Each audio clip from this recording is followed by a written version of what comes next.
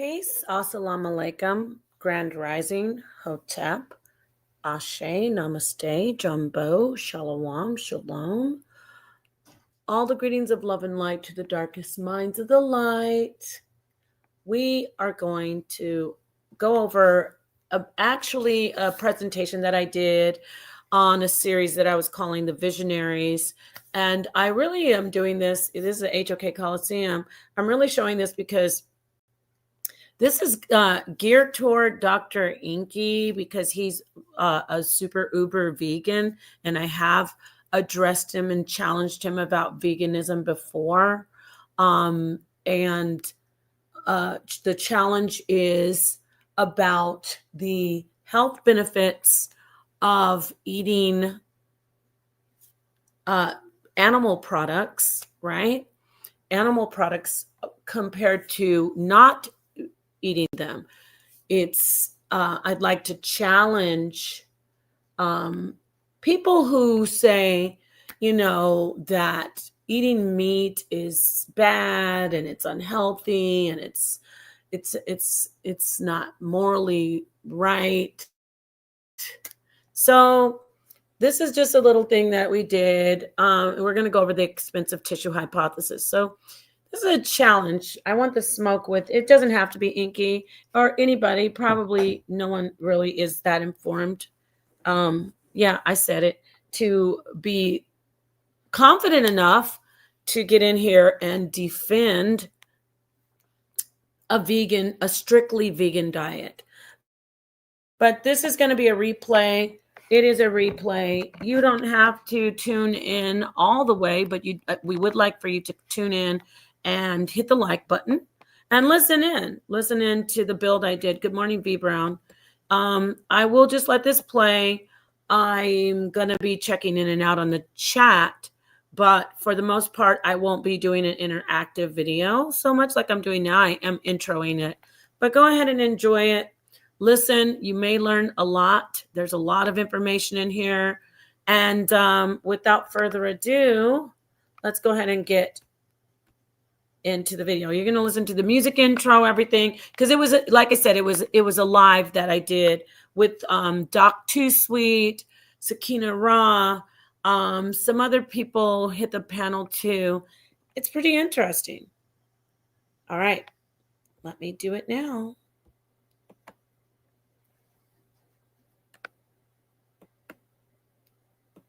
Okay, let me get this started.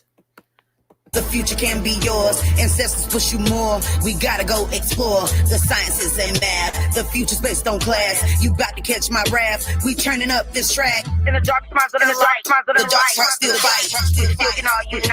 We gotta make this right. Talk right now. We learn how to stand up and stand proud. No man down. We fam now. House of the cops, my clan now. From here the trendsetter, none of them can mother dance on it. None of them can mother dance on it. Them got a podcast, but far better. When I look at you niggas, I see what I'm not. Go take him, a little bit of her, mix it with them, I put them in a pot. Still can't get none like me. It might sound the same, but it's unlikely. One white tee, if I lift it up, you niggas gonna see what it come might be. I thought I told ya. Affirmation, revelation, we some soldiers. Sinetta put this team together, now it's over. We got the weight of the world up on my shoulder. When you get conscious information, hearts turn colder. Now look at these trappers who grabbing the same, so stuck in their lane, systemically, chemically. I'm thinking something is wrong with their brain. As long as they paid in front of the chain, I got nothing to say. They in love with the gang. I traded my gang for change, and now that I changed a few things, still say the same. From here the trendsetter, none of them can mother dance on it. None of them can mother dance on it. Them got a podcast, but far better.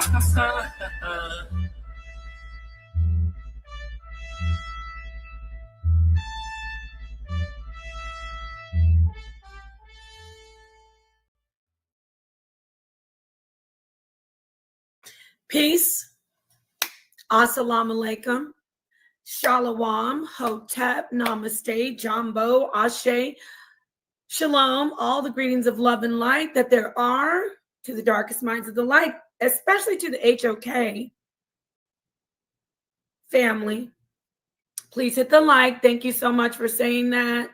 Let me see who said that. Somebody came in and said that early on. Who was that? That was my brother, Jason Northcutt. When you show up, please hit the like button. And if you are new to the channel, please hit the subscribe button and click on the bell. Oh, this is a professional. Thank you, brother. All right, everybody. If you're on the Rise channel, you are on the Rise. Reality is simulated existence. If you're here on Sonetter's channel, Sonetter Studios, you are still on the Rise. And so either channel you're on, you know, you can go in between channels. That would be great. You know, my channel, the Rise channel, is a part of the HOK network. It's a little smaller. It's a little bit more of a personal feel, but this is the big platform right here. And today we are going to do, how do I say, this is going to be a lot of information sharing. I will add some of my commentary, of course, to not make it completely boring, but I'm going to be honest with you. I'm going to talk to you about the expensive tissue hypothesis. This is a hypothesis that has that I've pretty much been clinging to, I should say, for a good, I'm going to say 6 years. And the reason I want to bring it out,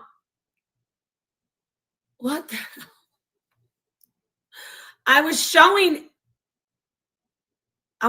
Angela. Forget it. They said I'm showing my chi-chis, y'all. People love breasts, don't they?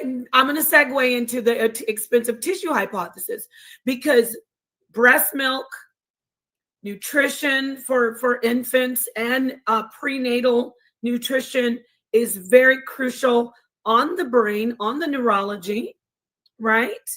And there are studies that we're going to show about how that affects the consciousness, ultimately, of individuals. But we're going to take it back to human evolution. That's what I love about this particular hypothesis. It talks about the evolution of the brain and how it relates to human consciousness in a nutshell. I should say in a brain shell, get it, in the skull. Anyway, so peace, H. Millette. Thank you, Sakina. You know I want you to get in here. Bullets Gotti, peace to you. 7, of course. You know, again, I said I'm going to be reading some the scientific paper and all the scientific jargon. I'm not going to read all of it. I'm just going to try to get the baseline stuff, show you the graphs. But we will read some articles on expensive tissue. Peace, Moises. Just we're holding off for. I'm going to be joined by some of the sisters. Everyone's welcome to join, but I'm going to get going while we wait for Doc Too Sweet. Sakina said she's going to join later. Shout out to my sisters, Sakina, Gemini, Doc Too Sweet, who joined me in our Visionary series, and of course all the visionaries out there, sisters and brothers, men and women, queens and kings, right? Shout out to all the visionaries. I see you, Ascenta Phoenix, definitely. So it's all love. I see you, Jazali. I see you, Lord Abba. I'm so glad you're here. I want you to listen. Don't get bored. I know it can get a little boring when we're reading scientific papers. That's why I'm not going to try to take too long on it. But let me just give you an idea before I get to this paper. And unlike Pseudo Killigan's Island, if we come across a word that we don't know, y'all, we don't just freestyle it and call it cinnamon toast or name it after an Italian gangster. The Maduro Api.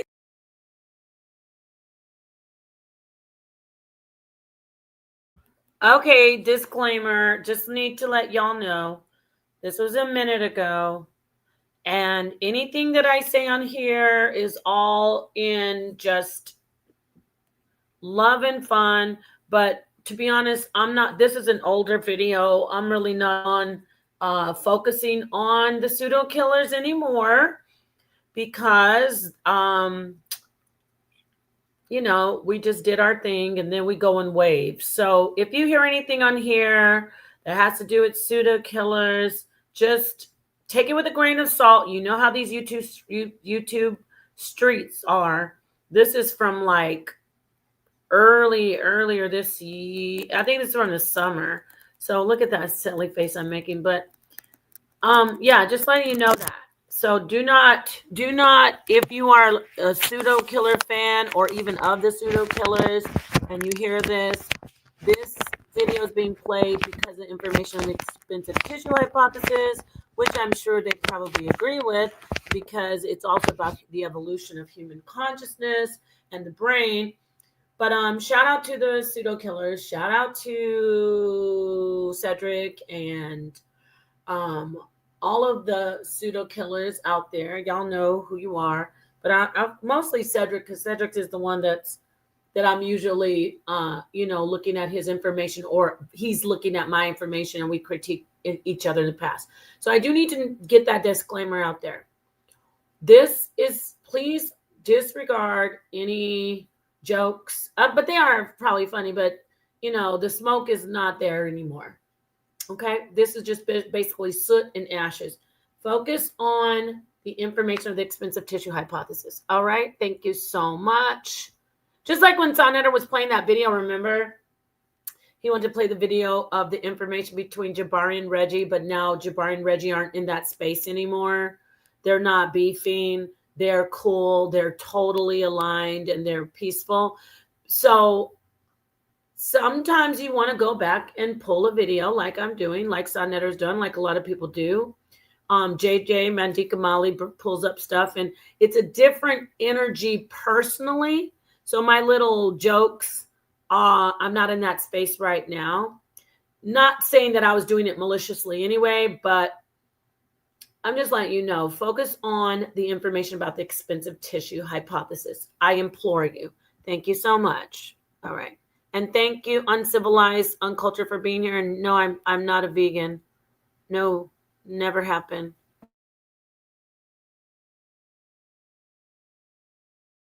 Demodoro Patricio.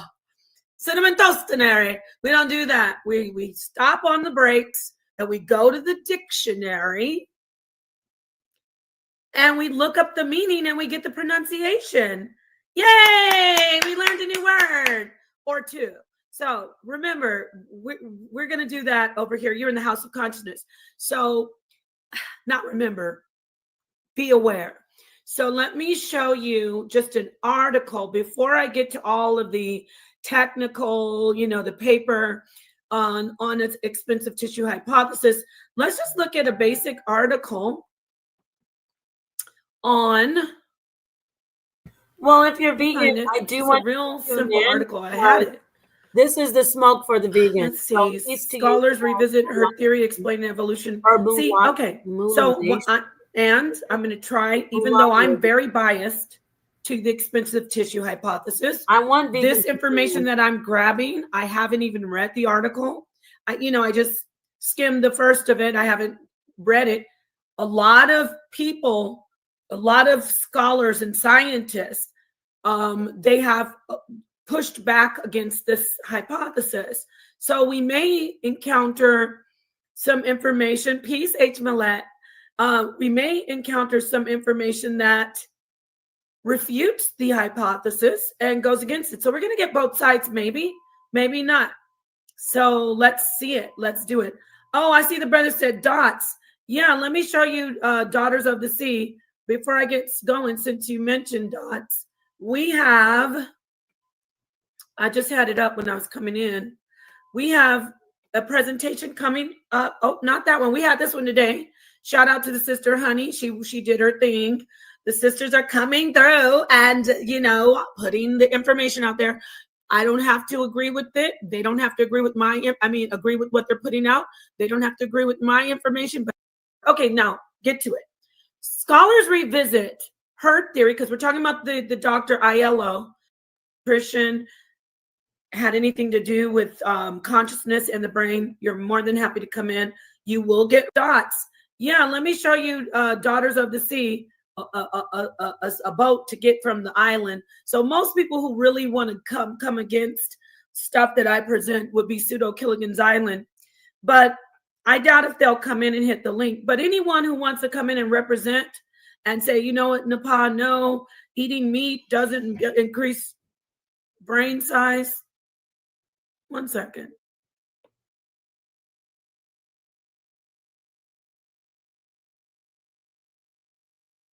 Harvard Gazette. All right, so what is a boat to get from the island nutrition? Harvard Gazette. All right, so what is the expensive tissue hypothesis? What is it? We're talking about human evolution. We're talking about the evolution of human intelligence and consciousness. This is very exciting. I just heard the sister enter. Peace to my fellow visionary, beautiful as ever. And so I'm going to read this article. You can jump in anytime you like. Just say, hold on, Nepal, I want to add or something like that, okay? So thank you for being here. I love you for coming in and showing me some support. All right. And thank you to everybody for showing me support. Okay, now get to it. Scholars revisit herd theory, because we're talking about the Dr. Aiello. She and another doctor came up with this hypothesis, as I said, that, well, maybe I didn't. Eating meat caused the brain to increase in size by 60% and the gut to decrease in size by approximately the same number. So not just meat, but the base is about meat. That was a large part of the change in the diet of early humans. So we can get to the study. You want to say anything before I start reading this? Okay, I'm gonna add that could be due to salt. Okay, she said salt, sodium. Well, let's look at this. Let's look at the information, Okay. and then you can give me your assessment as we go. So let's look at this here. Okay, so if you can see it, okay, I blew it up. Let me blow it up a little more. All right, Scholar revisits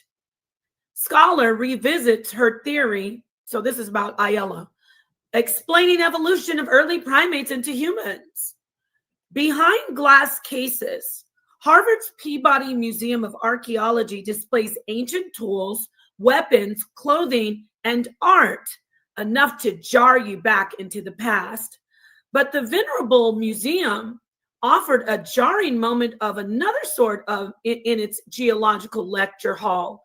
Last month, paleoanthropologist, so they study ancient people, paleoanthropologist Leslie Aiello delivered a late afternoon talk on diet, energy, and evolution. It was jolting to see her slight and matronly, because she's an older lady now. She was born in 1946. It was jolting to see her, slight and matronly, stand before a story-high screen filled with images of rugged early hominids on a savanna gathered around fallen game. See, we're talking about the meat, right? Then again, Aiello, as one of her admirers put it, is the alpha female among anthropologists who make a study of human origins. She co-wrote the widely used text, quote, "An Introduction to Human Evolutionary Anatomy," unquote, based on the idea that the fossil record offers clues to how early hominids looked, moved, and even ate.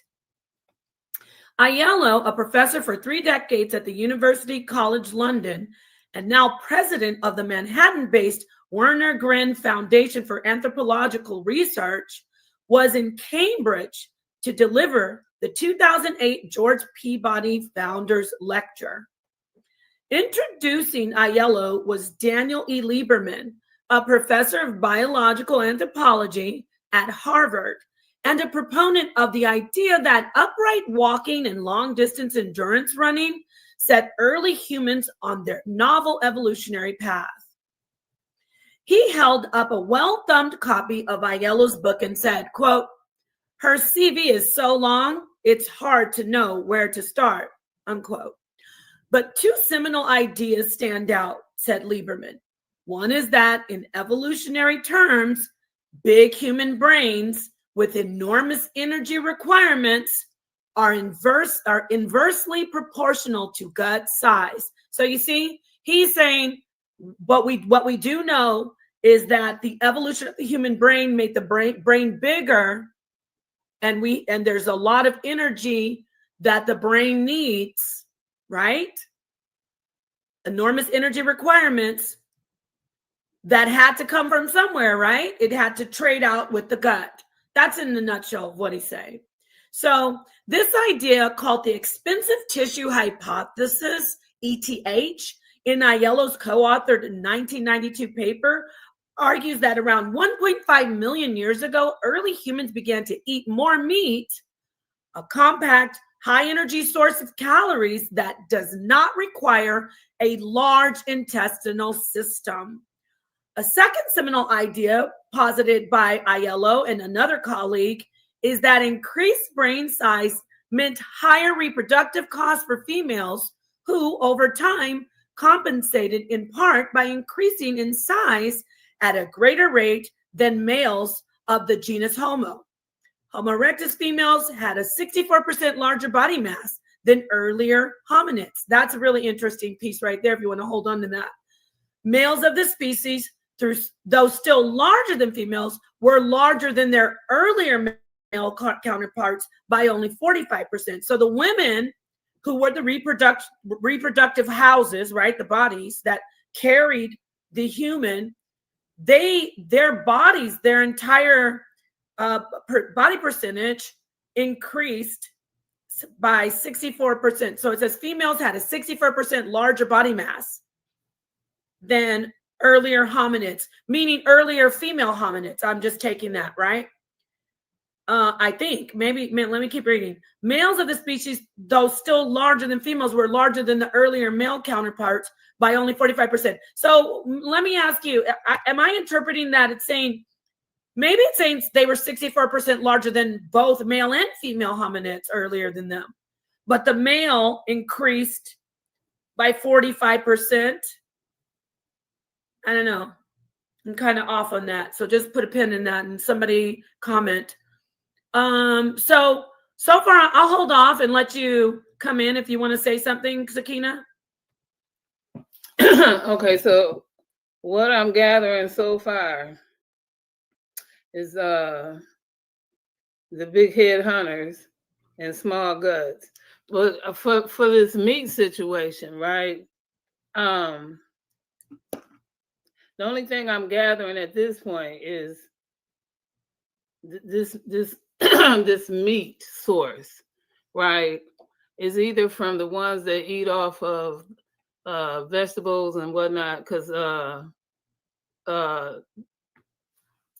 this is fish, and this is like rabbits and this kind of meat, whatever it is. It's not even deers. It's not even I can't even say it's lambs. So whatever it is these animals eat grass and whatever the harvest is, whatever. So whatever this meat consumption is, it's not enough to, it's only producing energy, but I don't understand what's making the head swell. The brain grew because the trade-off with the meat and how it was easier to digest meat. There is a myth, and I think you are a vegan, but there's this myth that it takes more energy to digest meat. And that's one reason why I love this hypothesis as well. It shows that it actually does not take more energy to digest meat in the gut than it does for foliage and roughage and more fibrous foods like, plants and I'm going to say not so much seeds, but plants like leafy greens and things like that. Okay, because I'm not seeing this animal that's going to make this brain swell like that yet. Is there an animal that's going to make the brain swell, you said? Okay, because what you're saying, again, I'm not following along with. Okay, no, I'm here. What's going on? Let me work with the only you. meat that I know that would take the longest for you to pass through the bowels or what have you is beef. Shout out to my sister, the Queen, Sakina Ra. So she's saying, I said I wasn't going to be interacting, but I just got to come in here and say, she's saying, what is this meat that makes the brain swell? It's not, it didn't make the brain swell. It actually was an evolutionary process where the gut reduced in size and the brain increased in size by 60%. So the evolution of the actual being was that the gut reduced and more because there was less energy necessary in the gut for digestion, which allowed for more energy in the actual evolution, the growth of the brain, the neurological system. So it went from, there was like a trade-off of energy from the digestive system to the neurological system. So just want to make that clear. And I don't know a meat yet that would do that to the brain at this point. And so, yeah, well, that's the study. There's right. We haven't got to that point yet, right? Huh? You talking about bush meat and things of this nature at this point, anciently. And so this would only be rabbit and maybe yeah. To be honest, we can't focus too much on the type. I mean, we know that early humans were hunting large animals. We know that they hunted large mammals like woolly mammoths or maybe even different types of large animals. Woolly mammoth. I do know that much. So, but the main thing is that it was meat. Meat that I wouldn't be able to say like the modern animals, like modern game, but it was flesh, it was tissue. So, well, they eat camel right now. So let me take that back because, you can't even refrigerate a camel, but they eat camel like never before. And so, but again, there was no seasonings for this meat, but there was herbs. So I'm not understanding it. Let's keep reading because I can't see. Okay. No, let's keep going. No, your input is great. So in her lecture, I believe that's where I am. In her lecture, Aiello revisited the expensive tissue hypothesis to see how scientifically robust an idea it was after more than 15 years of academic scrutiny. Again, remember, she got a lot of pushback. It wasn't just like everybody's like, oh, great job. Some people were. It was, some scholars accept it. Others still kick against it. So the idea is still viable, she said, but in an era of better testing technology and accelerating scholarship on human origins, expensive tissue hypothesis has theoretical competitors explaining the evolution of bigger brain size. So, this was from 1992, and other research and more information has come forth to hypothesize why our brains increased in size. Other information besides that. I wouldn't rule out the other hypotheses, but definitely we know today that eating a diet in high protein is very, very much beneficial to developing brains. So I just want to add that. So for one, some scientists say that walking upright, bipedalism, is the most important way to support a larger brain size. Upright hunters and gatherers were more efficient than their quadrupedal counterparts. Others say that the key to supporting big brains is the smaller muscle mass of hominids compared to apes. And still other scientists have pointed out that the ETH doesn't hold true for all animals, including birds and bats. Now, bats aren't considered mammals, but I don't know, maybe there's something to do with, because they are aerial, because they do take flight. There's a difference that in that particular type of animal, those two. Peace, Doc Too Sweet. I'm glad you could join us. Peace, Doc Too Sweet. Okay, Hey. I have a question too when you finish. Yeah, go ahead. Okay, because bats are rats with wings, right? So I don't think so. okay, well, to me, I thought bats were rats with wings. One, that's what it made. Oh, I thought you were being funny. No, You being serious? that's what. Yeah, so that's what it made them mammals, right? Two, I'm talking about with the swelling of the brain, with this aneurysm thingy, right? And you With the what? well, let's scratch the aneurysm, but I'm saying when you have to walk with your head upright because you're saying you got a heavy brain or a big head, this goes into this. It makes me think of this Hunchback of Notre Dame, low calcium or low something or another, because if you got a big head, you got to hold your head upright. But if you don't have enough of a protein or something, and you walk with your head down because there's something missing from calcium or something in the sun to give you, then you have this thing in your neck, and it makes you have to hold your head down. So that story of the Hunchback Notre Dame was true because of a deficiency of iron or vitamin D. And that's not saying that you had a big head or a big brain. It was a deficiency in iron. So I'm not sure if we're connecting this with that, or because this is what it sounds like now. And maybe that's just me, but we used to make jokes about kids with big foreheads and big heads and saying, hold your head up and when you walk so you don't stumble and fall, and because it made it bad on your neck. But that vitamin deficiency is real, especially you see it in elders, because that hunch comes right above the back of your neck on your back. And so that's a vitamin deficiency. So I'm gonna let you finish on, but I'm trying to get this big head thing together.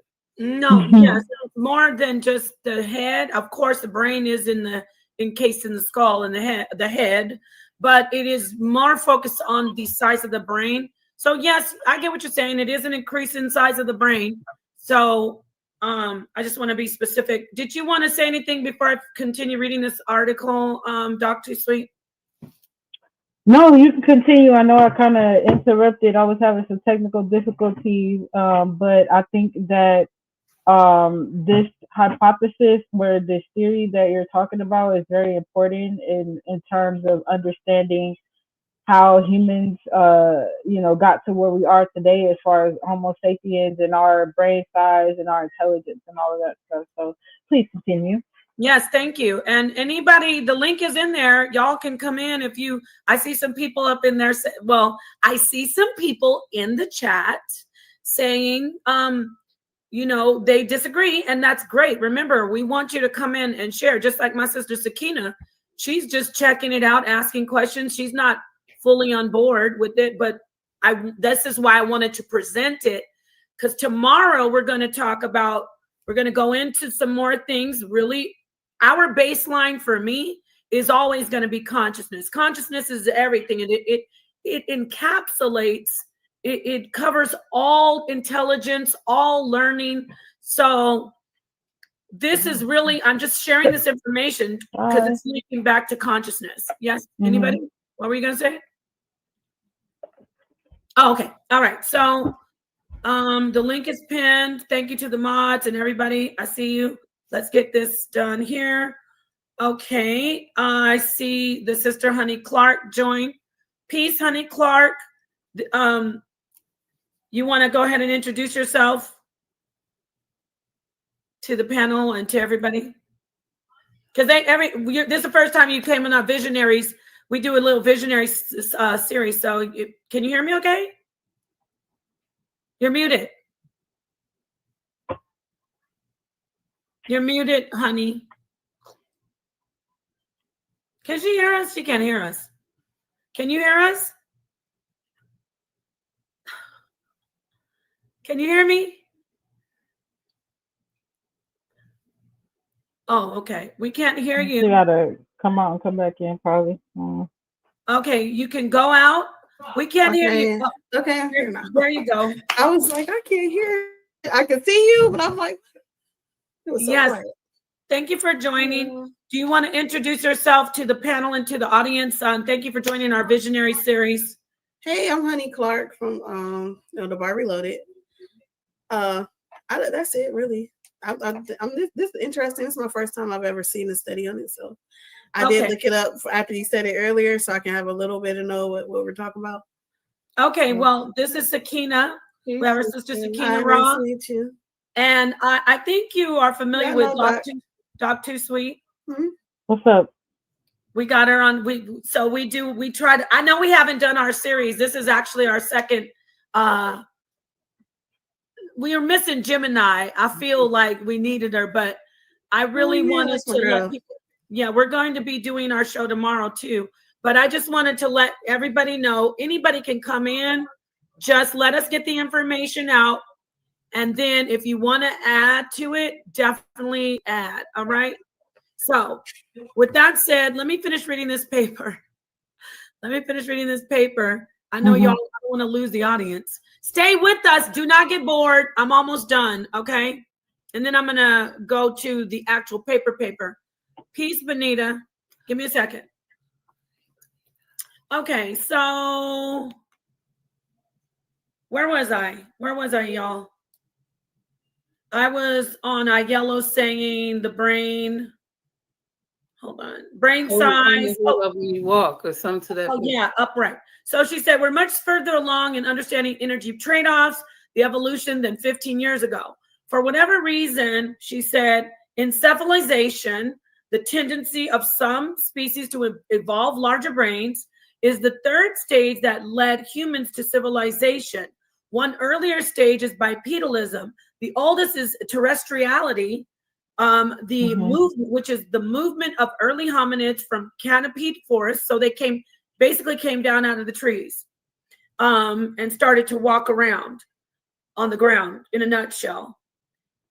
Rich in lower calorie foods to savannas where small game, here it is right here, Sakina, what you're talking about. Small game, carrion, and insect supplemented a plant-based diet. So they were getting some protein, but it wasn't on the level of the larger game protein and the bigger, the larger amount of meats. And so it might have been portion, right? So around 1.5 million years ago, there was quote a lot going on in evolutionary terms, says Aiello. Hominid habitat change, along with the size of early human craniums larger and jaws smaller. But growing brain size presented a metabolic problem. A gram of brain tissue takes 20 times more energy to grow and maintain than a gram of tissue from the kidney, heart, or liver. She said, gut tissue is metabolically expensive too. So not only is the brain tissue expensive, gut tissue is expensive too. So as brains grew, gut sizes shrank. So let me just check in with everybody. So I'll go to Doc Too Sweet. So you get peace to my sister Benita. You get it that, and everybody else can jump in, but I'm going to ask you. So basically, everything needs the energy, but the organs started to, conform to actually fit the type of energy that the body could actually expend. Is that like it's called, what is it? The basal metabolic rate? Like So so the gut needs, it's not that the gut doesn't need the energy anymore. Mm-hmm. The gut reduced those visceral organs, reduced in size, so they can so the body could still, compensate for the energy, but most of the energy, the brain increased because most of the energy, how do you say, most of the tissue in the brain, y'all, I'm going all over. At first it was smooth, and then like my screen started twisted all around. Okay. Mm-hmm. The brain gets the most energy, but it doesn't mean that the like the liver and the visceral organs don't also.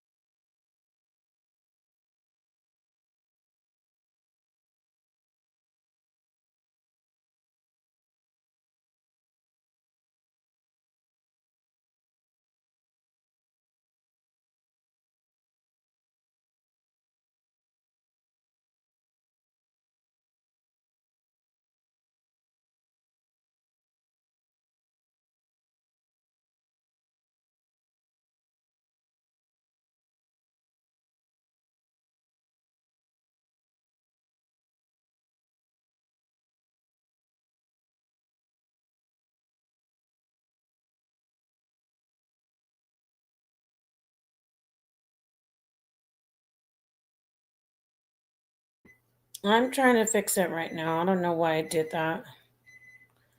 Please hit the like button though. Anyway, just let me figure this out, please. Sorry.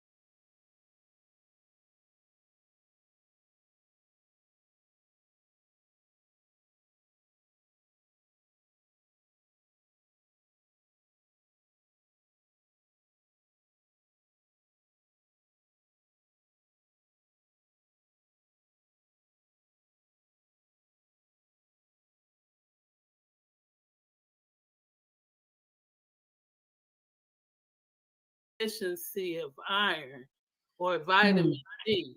And that's not saying that you had a big head or a big brain. It was a deficiency in iron. So I'm not sure if we're connecting this with that, or because this is what it sounds like. Now, maybe that's just me, but we used to make jokes about kids with big foreheads and big heads and saying, hold your head up when you walk so you don't stumble and fall, and because it made it bad on your neck. But that vitamin deficiency is real, especially you see it in elders, because that hunch comes right above the back of your neck on your back. And so that's a vitamin deficiency. So I'm gonna let you finish on, but I'm trying to get this big head thing together. No, yes, more than just the head. Of course, the brain is encased in the skull and the head, but it is more focused on the size of the brain. So yes, I get what you're saying. It is an increase in size of the brain. So I just want to be specific. Did you want to say anything before I continue reading this article, Dr. Sweet? No, you can continue. I know I kind of interrupted. I was having some technical difficulties, but I think that this hypothesis, where this theory that you're talking about, is very important in terms of understanding how humans, got to where we are today as far as Homo sapiens and our brain size and our intelligence and all of that stuff. So please continue. Yes, thank you. And anybody, the link is in there. Y'all can come in if you, I see some people up in there. Well, I see some people in the chat saying, they disagree, and that's great. Remember, we want you to come in and share, just like my sister Sakina. She's just checking it out, asking questions. She's not fully on board with it, but this is why I wanted to present it, because tomorrow we're going to go into some more things. Really, our baseline for me is always going to be consciousness. Consciousness is everything, and it encapsulates, it covers all intelligence, all learning. So this is really, I'm just sharing this information because it's linking back to consciousness. Yes, anybody? What were you going to say? Oh, okay. All right. So the link is pinned. Thank you to the mods and everybody. I see you. Let's get this done here. Okay. I see the sister Honey Clark joined. Peace, Honey Clark. You want to go ahead and introduce yourself to the panel and to everybody? Because this is the first time you came in our Visionaries. We do a little Visionary series. So can you hear me okay? You're muted. You're muted, honey. Can she hear us? She can't hear us. Can you hear us? Can you hear me? Oh, okay. We can't hear you. You gotta come out and come back in, probably. Okay, you can go out.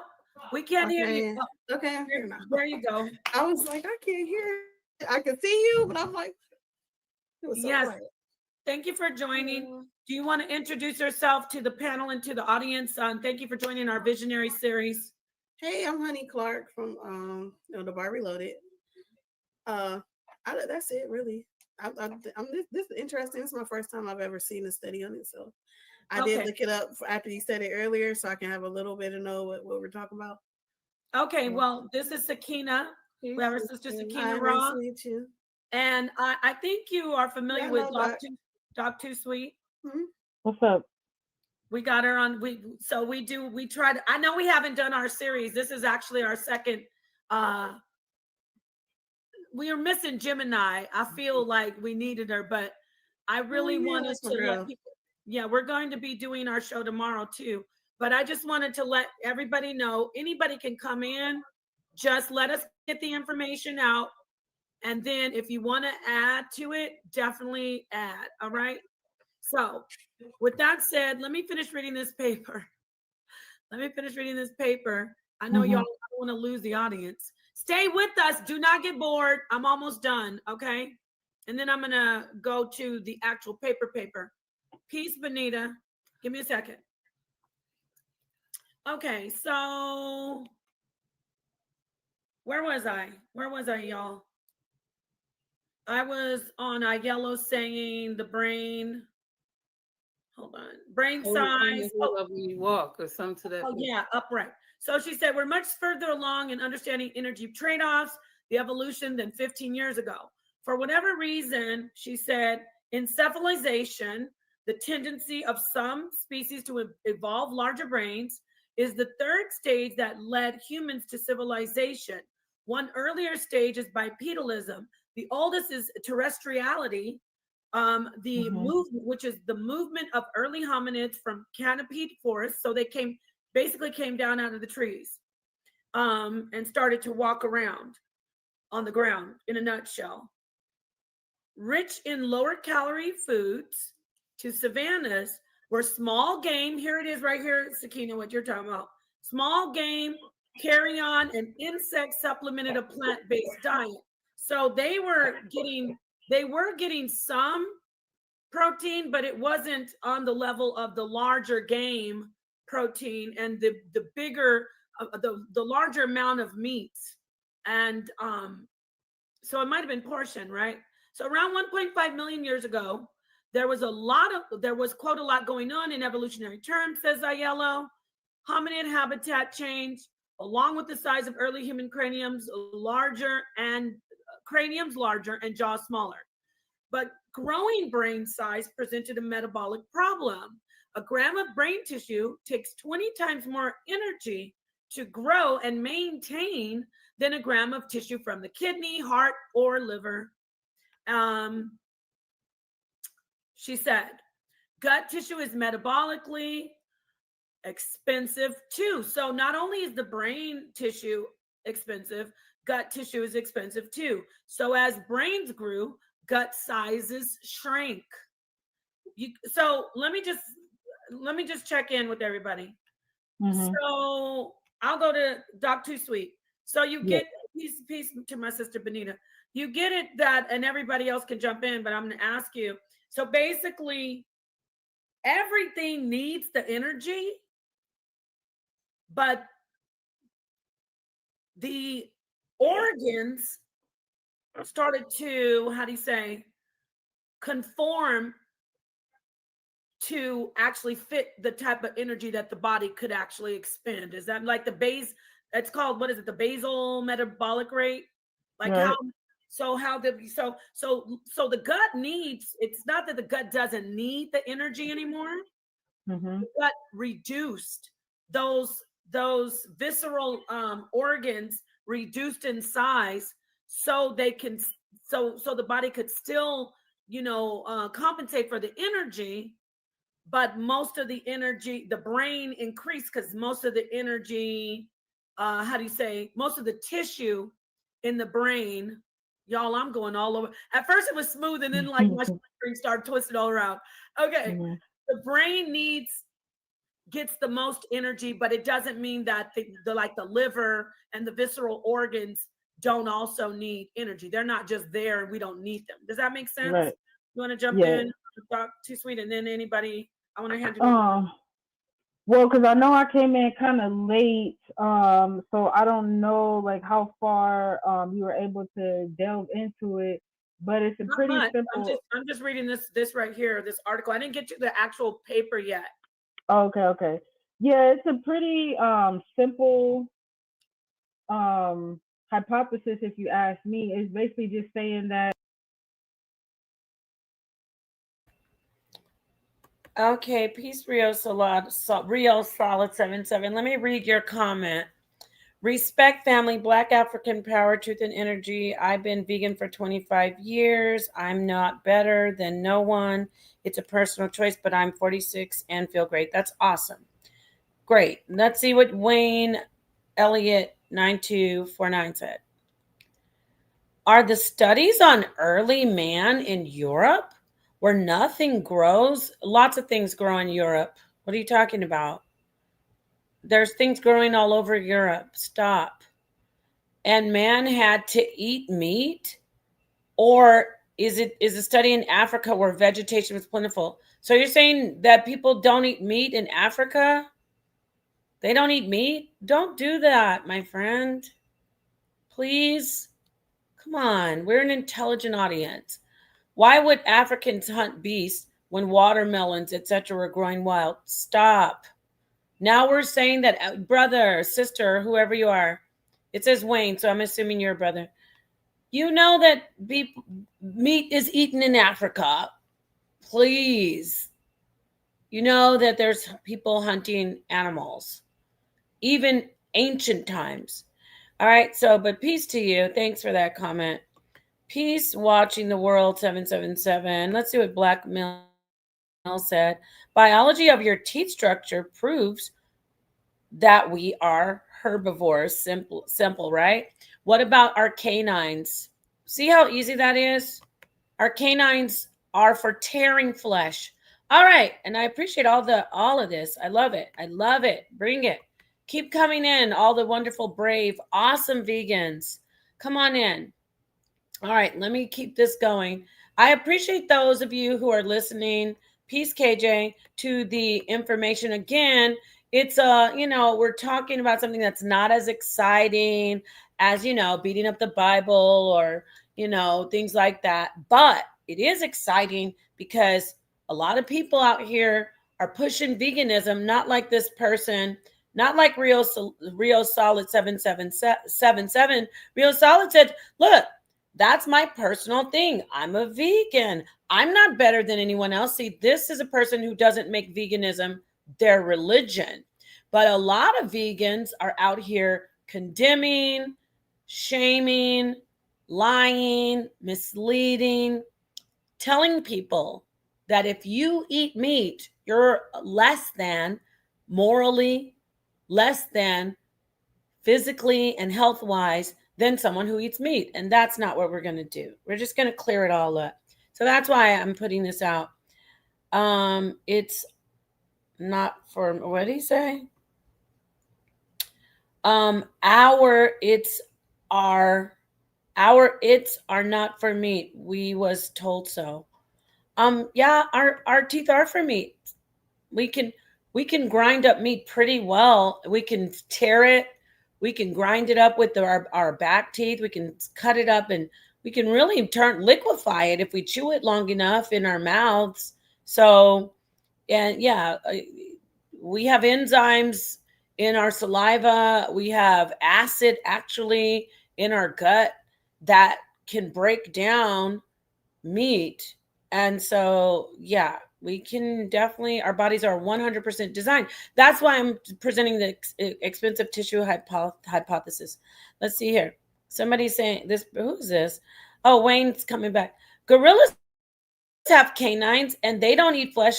That's where you're wrong. They do eat flesh sometimes. I'm telling you, this is like, boom. Like I do like that you're doing the volleyball game though, or the tennis game. Like you serve it, I spike it. So yeah, gorillas do eat meat sometimes. They eat flesh sometimes. After you cook it. Well, you can eat fish raw and you don't have to cook it. And you can really, it dissolves pretty well, or you can get it to be, in a pretty much liquefied state. So peace and love to you, Niambi. But no, not always. You don't even have to cook it. So let's see what Black Mill says. It's a high level of discipline to be vegan because most of us wasn't raised like. Well, not only, yes, it takes a lot of discipline because you're fighting against your naturally evolved self. So that is 100. And finally, this is a true statement. The couple of those statements, and it's all love. This isn't against, we have all the whole audience is intelligent, but there are a lot of myths being presented. But this right here is accurate.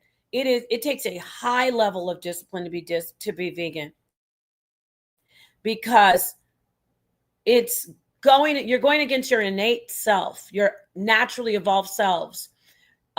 You, as a naturally evolved human being, our ancestors ate meat, like our early common, our common ancestors, universal common ancestor, or it's not even universal, just our last universal common ancestor, or is it? No, it's our last common ancestor. Let's say that ate meat.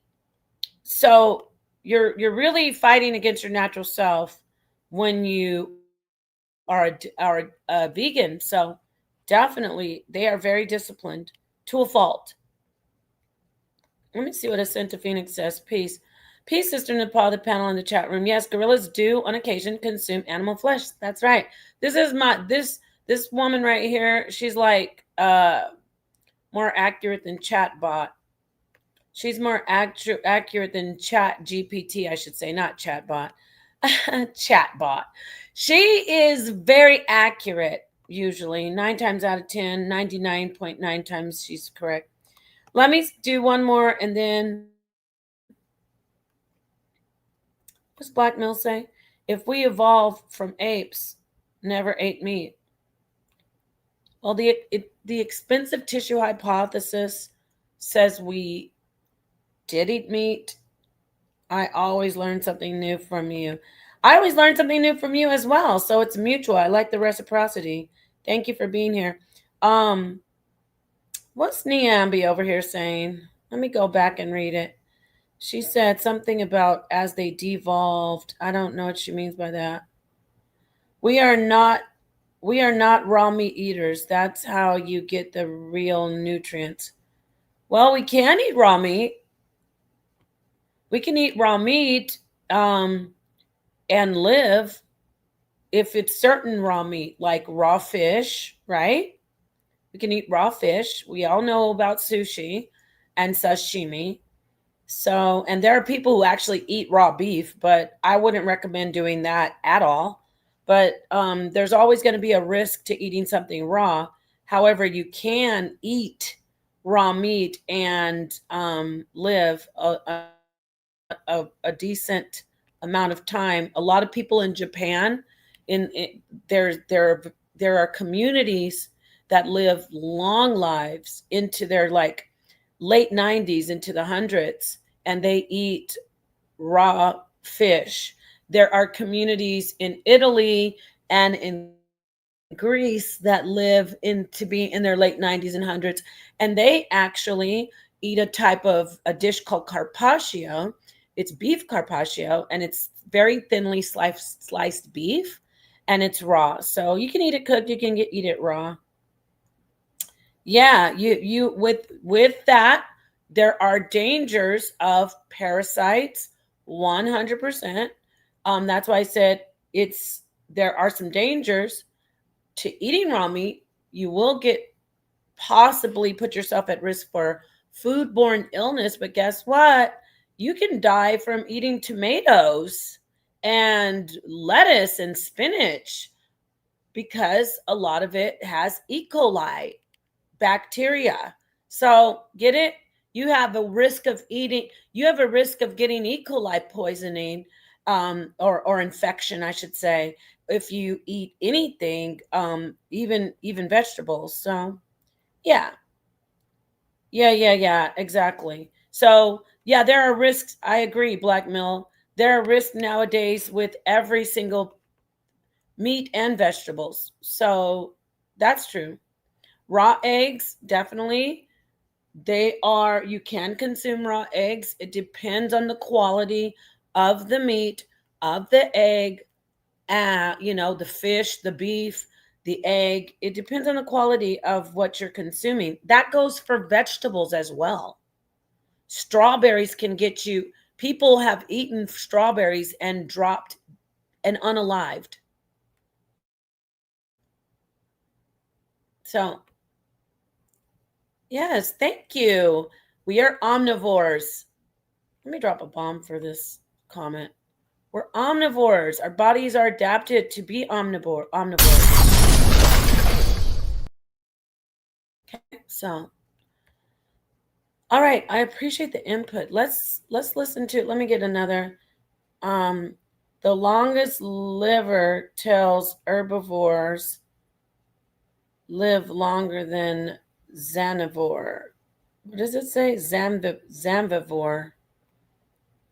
What do you mean the longest liver? What do you mean by that? The longest liver? Let me see. KJ says, none of the food we eat today is real. None of it. We can go into Codex Alimentarius. So I kind of lean toward KJ. Unfortunately, we gotta.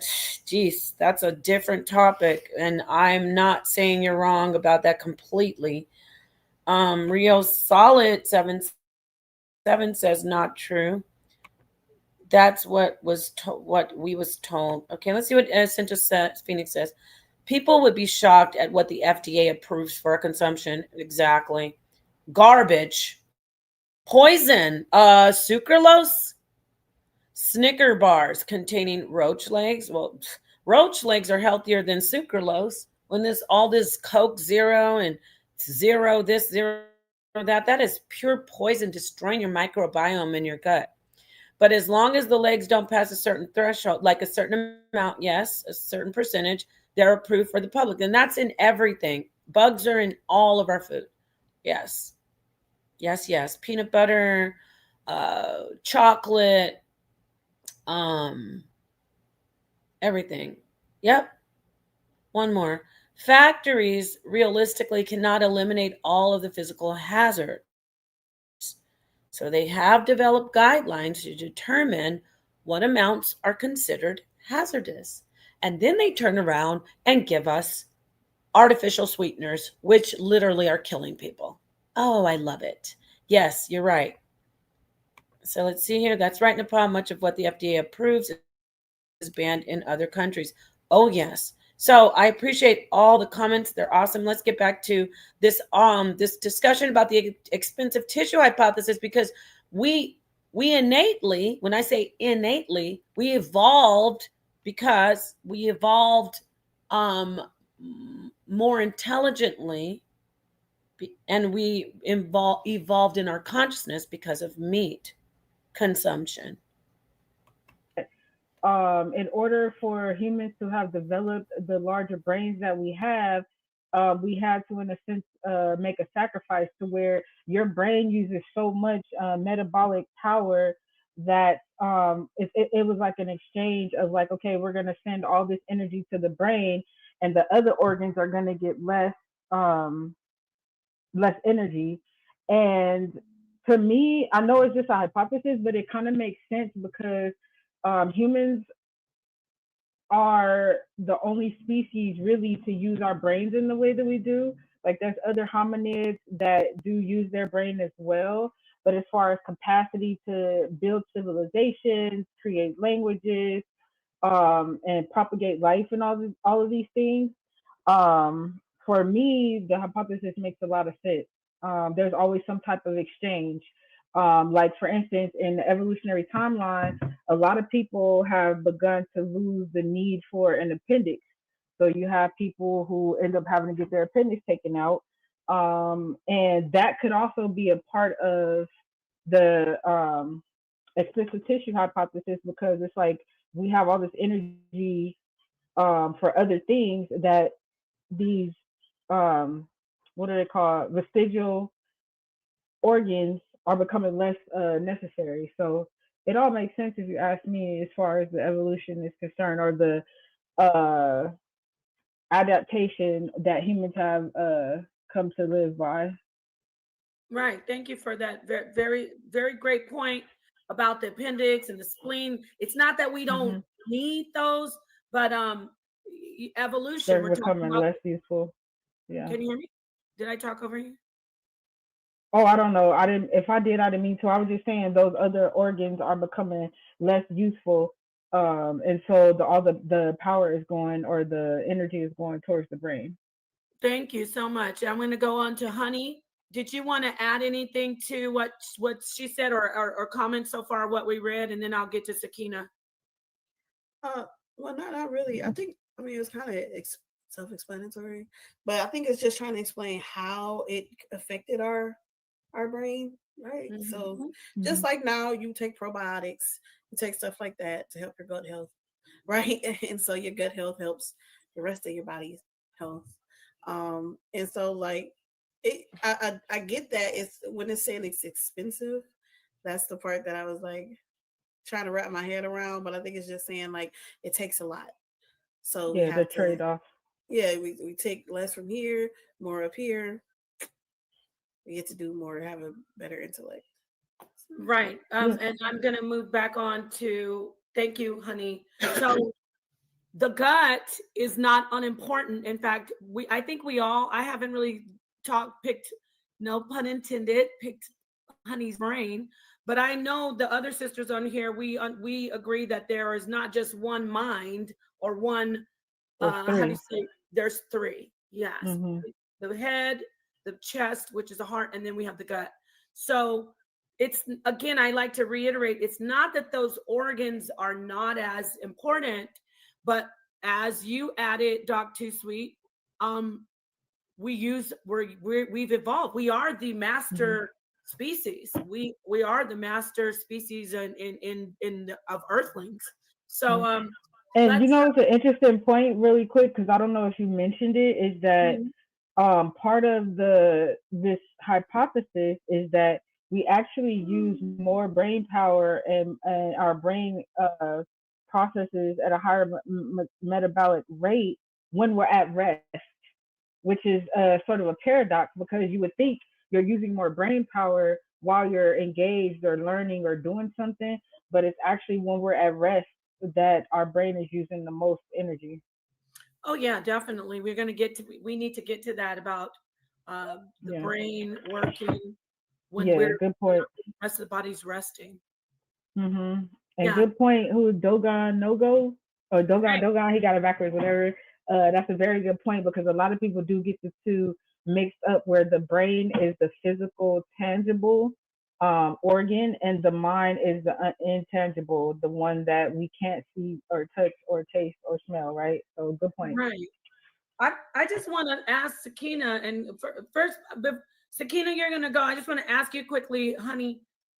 Where are you at when you talk about consciousness? Do you subscribe to the teachings that consciousness is only in the brain, or what's your take on it? If you have any type of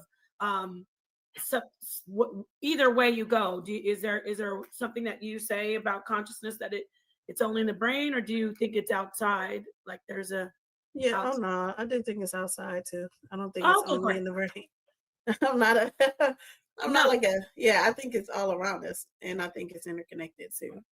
Perfect. Because not that would have been, but I know that most of us, I'm gonna be real though. I said perfect because don't come for me, everybody out there. But it seems like when people only see consciousness in the brain, they have such a limited view of science itself. I'm talking about hard science, academic science. They don't really look at the cutting edge hard science. So that is good to hear. Not that it would make me think, oh, let's jumper, y'all. But I'm just trying to find out. So that's awesome. Because we got the pseudo Killigans out there trying to convince the world that consciousness is only in the brain. Thank you so much for answering that, honey. Thank you, Doc Too Sweet. We're going to move on to my sister, the queen, Sakina Ra. Sakina, you want to add in? I'm sorry it took so long to get to you. Okay, so with the useful organs, the only thing different I want to say is because I remember when everybody had things like tonsils, and we still have them. And at one point they were saying that the tonsils were not useful. And so when people was having, they would tell you, like my little brother, they said when you had a sore throat after one or two times, they say they would have to take them out because the tonsils weren't useful. Right. And then they said you wouldn't have no more sore throats or anything. And then they started pulling everybody's tonsils out with the same thing. And then find out that the tonsils were useful. And they still got sore throats after that. So this useful and unuseful organ doesn't make sense. You see? Yeah. Okay, so then you had things like jaundice, and babies are born with jaundice. And then you could find out that you could get rid of that because you were born with jaundice or yellow jaundice, you could cure that. But drinking jaundice was something either you couldn't turn around, you know. So you know, when we say useful and unuseful, what burns energy and what you can replace with and get it back, right? Those unuseful energies and whatnot, I'm heavy set. So things that I could replace that with and go to the gym to get that energy and burn it back to make those unuseful useful. Again, it would be in the sources of the food. So when we ask that question about the rabbits and the bush meats and whatnot, and then we find out it is those sources again. So these are useful and unuseful things, right? So we have to think smarter and not harder, right? So Yeah, and we just here together, sister, because I'm learning from you too. I got to get your number and information, but it's only questions for me right at this point. I'm not going against you. It's just a question I'm asking. So don't take it away, okay? No, we're good. Go ahead. Well, like she said, we're not an echo chamber. We're not going to always agree. Right. And I was gonna say too, Sakina, you have to think in terms of like all of this is what's the word I'm looking for? Like these processes take you know, thousands of years, right? So in our lifetime, we're not gonna see an organ that becomes completely obsolete or unuseful, right? It could take thousands of years for that to happen down the line, like the way that we lost our vestigial tail, but we still have the coccyx, which is evidence of the tail. If this hypothesis is correct, what they're going to find, you know, years from now down the evolutionary timeline is, you know, maybe the tonsils do become completely obsolete, or maybe the appendix, maybe there'll be people who are born without an appendix, you know. So I think it's just a matter of we can't see it in our lifetime, so it's hard to conceptualize for a lot of people.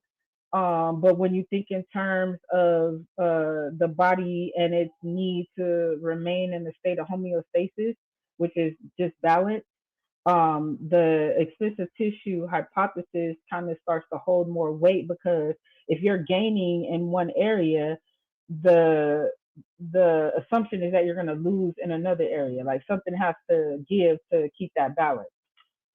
And I agree with that, but just like when you say the tail, we just because we don't have a tail, but we still have a tailbone. That's evolution, right? Yeah, for exactly. sure. So it's tomato on that one, right? Yeah. All right, and so we're gonna end with that. Go ahead. Okay, let's try to.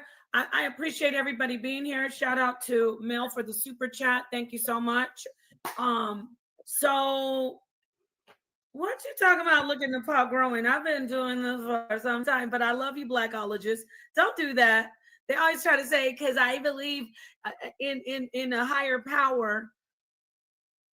But the two, they're not mutually exclusive. There's a lot of scientists who have some beliefs who would be considered religious and vice versa. So they don't have to be mutually exclusive.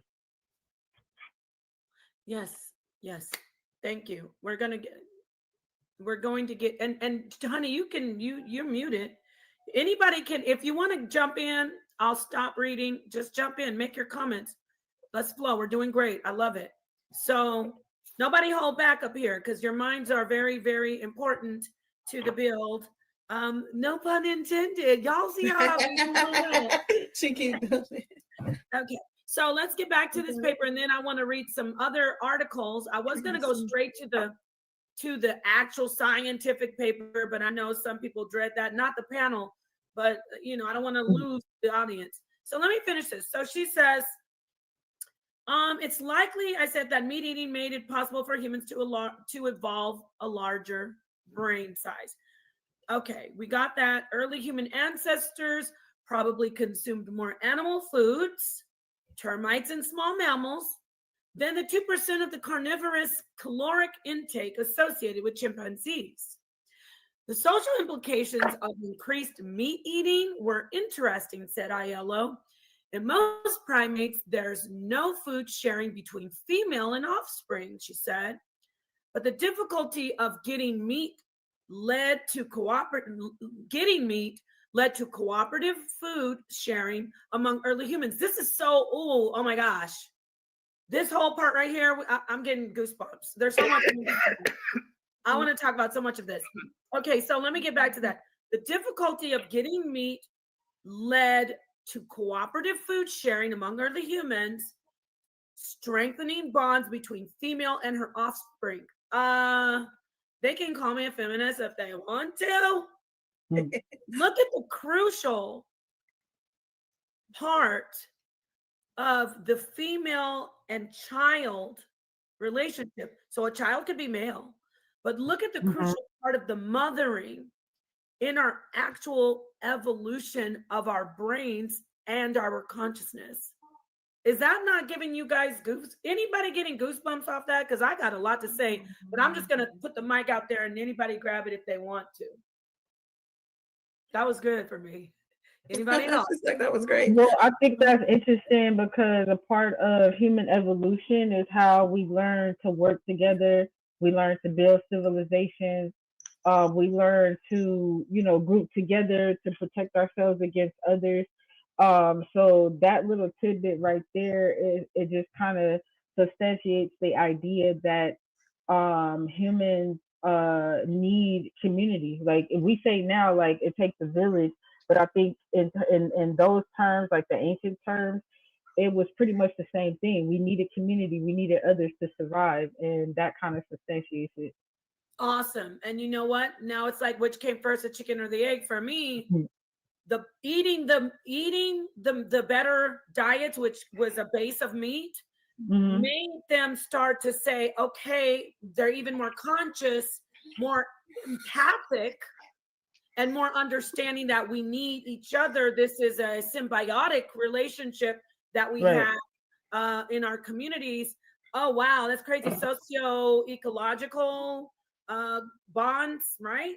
Is that like the environment tied to the environment of the organism tied to how they interact? Let me move on to the sister, Honey, and let me talk to Keon. Keon, you turn on your camera or not? You getting your hair braided or what? Yeah, actually, I hold on. Wait a minute. I got it done. There you go. What's up with your hair? All right. Well, I'm gonna go to Honey, and then we'll move to Keon. He just joined, and then we'll take it back to the sister. I like to always let the queen come in, or anybody jump in. But I'm saying Sakina, anybody jump in. But go ahead, Honey. I think you were gonna say something. Oh yeah. I mean, it kind of is like what makes us human, right? The way that we take care of others, right? We think about something other than ourselves, right? We deem that as human more than animalistic, right? So like just the fact of not eating meat, and we have to be able to break this down and give it to our young and think about somebody else for a longer period of time than just breastfeeding, right? Past that, it's way longer because now we have to break it down for them. We have to give it to them. We have to make sure that they are together. It also gives us like roles where, the men might go get the meat because it's harder, and the women are able to break it down and cook it, and then also be able to take care of the young. So it gives us that community, and it started to be what kind of makes us human. It gives us a reason to even have a bigger brain in a different thought process too. Right. It did make us. That's the thing about the expensive tissue hypothesis. I always do this. I said I was going to be doing too much of my commentary.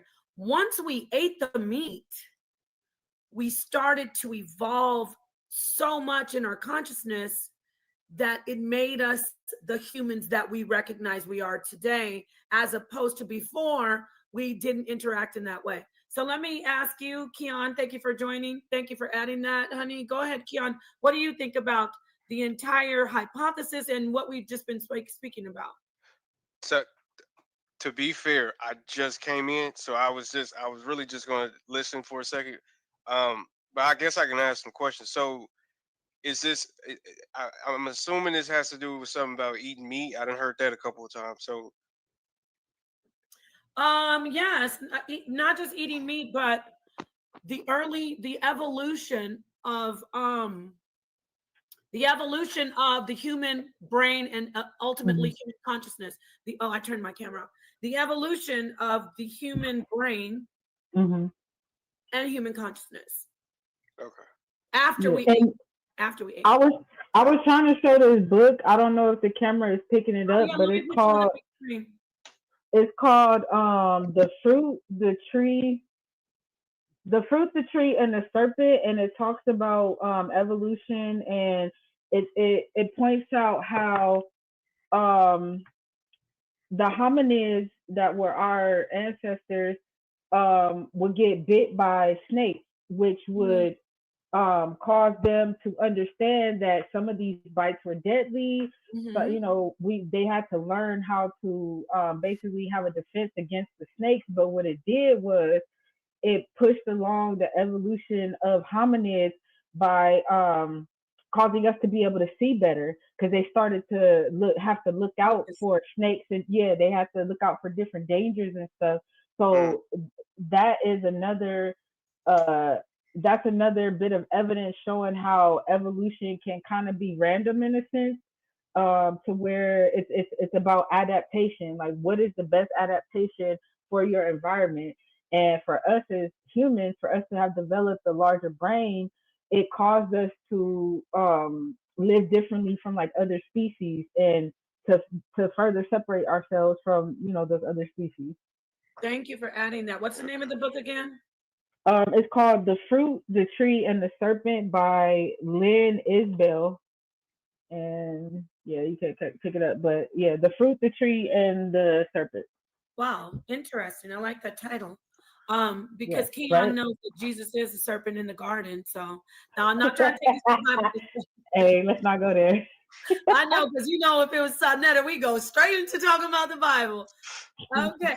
Can I ask a question real quick? So is it like also a theory that, like, if we were just not carnivores, but what's the thing for vegetables for people that just herbivores, right? If we were just herbivores, we would have like evolved in a different kind of way. Yes. Like, okay, I can see that. Well, because look at the brain size of our nearest cousins, like the chimpanzees. I think their brains are like a fourth our size or something like that. I gotta give you the bomb. You know why? Because you took the words away.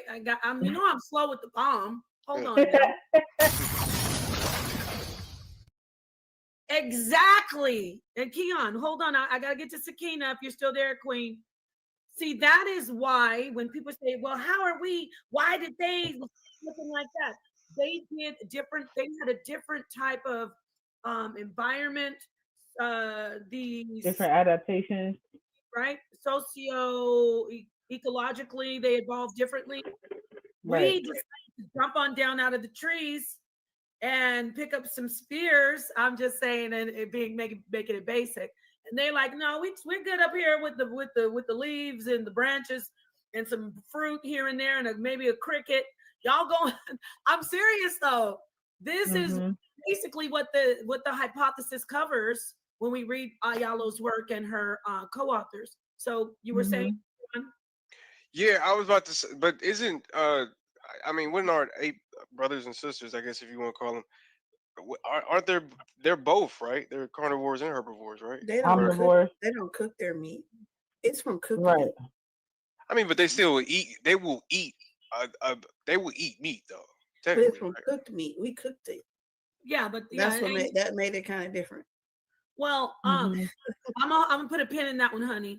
You and I might have a little face off there. Because actually, cooking the meat is what makes it longer to digest. And they did cook their meat. I'm not saying they didn't. And I'm not saying meat, it still holds true to the expensive tissue hypothesis. But early in the beginning, the meat was not cooked. They just started eating the meat. And what really was the issue from what I see, now this isn't set in stone. Remember, this is a lot of people are examining this, trying to refute it, coming out with new information. But for me, it does matter the type of meat they were eating. Not completely, but there's a substantial amount of information showing that the larger portions the animals that they were eating, they had more access to more protein. Now, fight me on that. But I wanted to say with Keon, yeah, I forgot that you also say that we are not apes. So Here we go. chimpanzees don't eat as much meat as we do as humans. I'm talking about early hominids.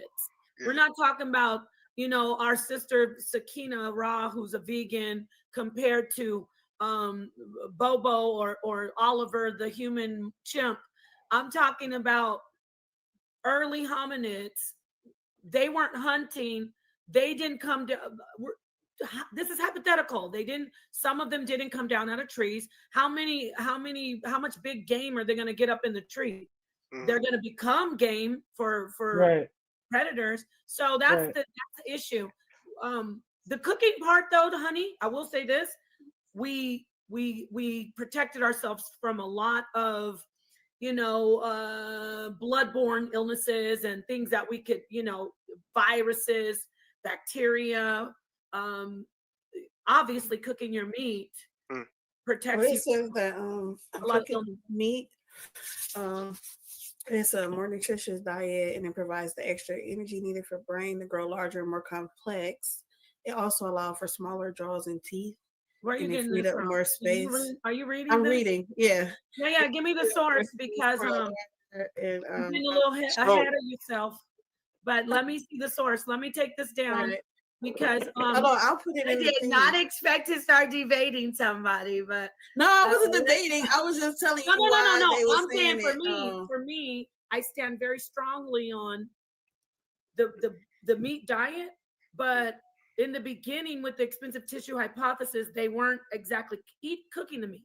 But I do want to see your source, so we can. No, they're saying that the cooking helped with the brain thing because it allowed for smaller jaws and teeth. So it allowed for the room in the skull.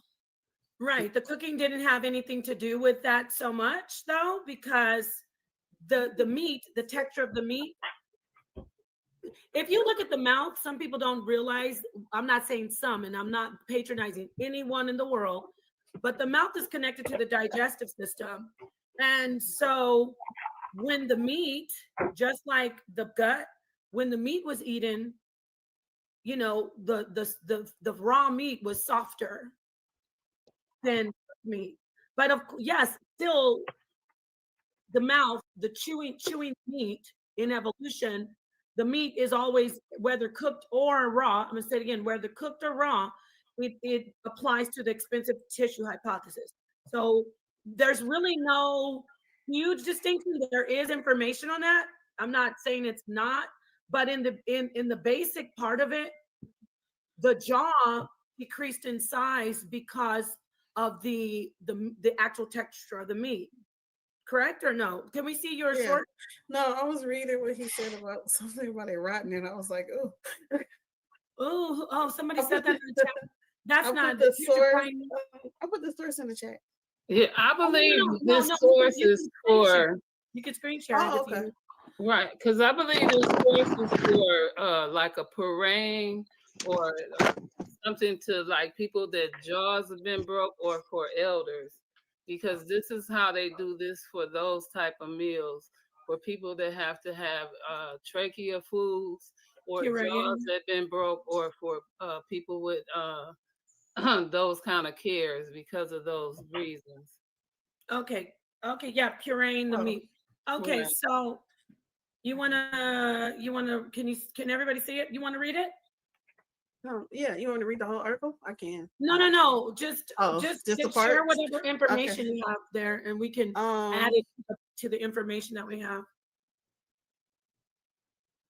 So right here on this thing, it says all known human societies eat cooked foods, and biologists generally agree cooking could have had major effects on how the human body evolved. For example, cooked foods tend to be softer than raw ones, so humans can eat them with smaller teeth and weaker jaws. Cooking also increases the energy they can get from the food they eat. Starchy potatoes and other tubers eaten by people across the world are barely digestible when raw. Moreover, when humans try to eat more like chimpanzees and other primates, we cannot extract enough calories to live healthily. Up to 50% of women who exclusively eat raw foods develop amenorrhea or lack of menstruation, a sign that the body does not have enough energy to support a pregnancy, a big problem from an evolutionary perspective. Right. This is referring to, if you go back up, this article is mostly referring to vegetation. Yeah. Because food is actually softer, and we agree with that, right, everybody, or no? Maybe, wait, take that back. It depends on the cut of the meat, first off.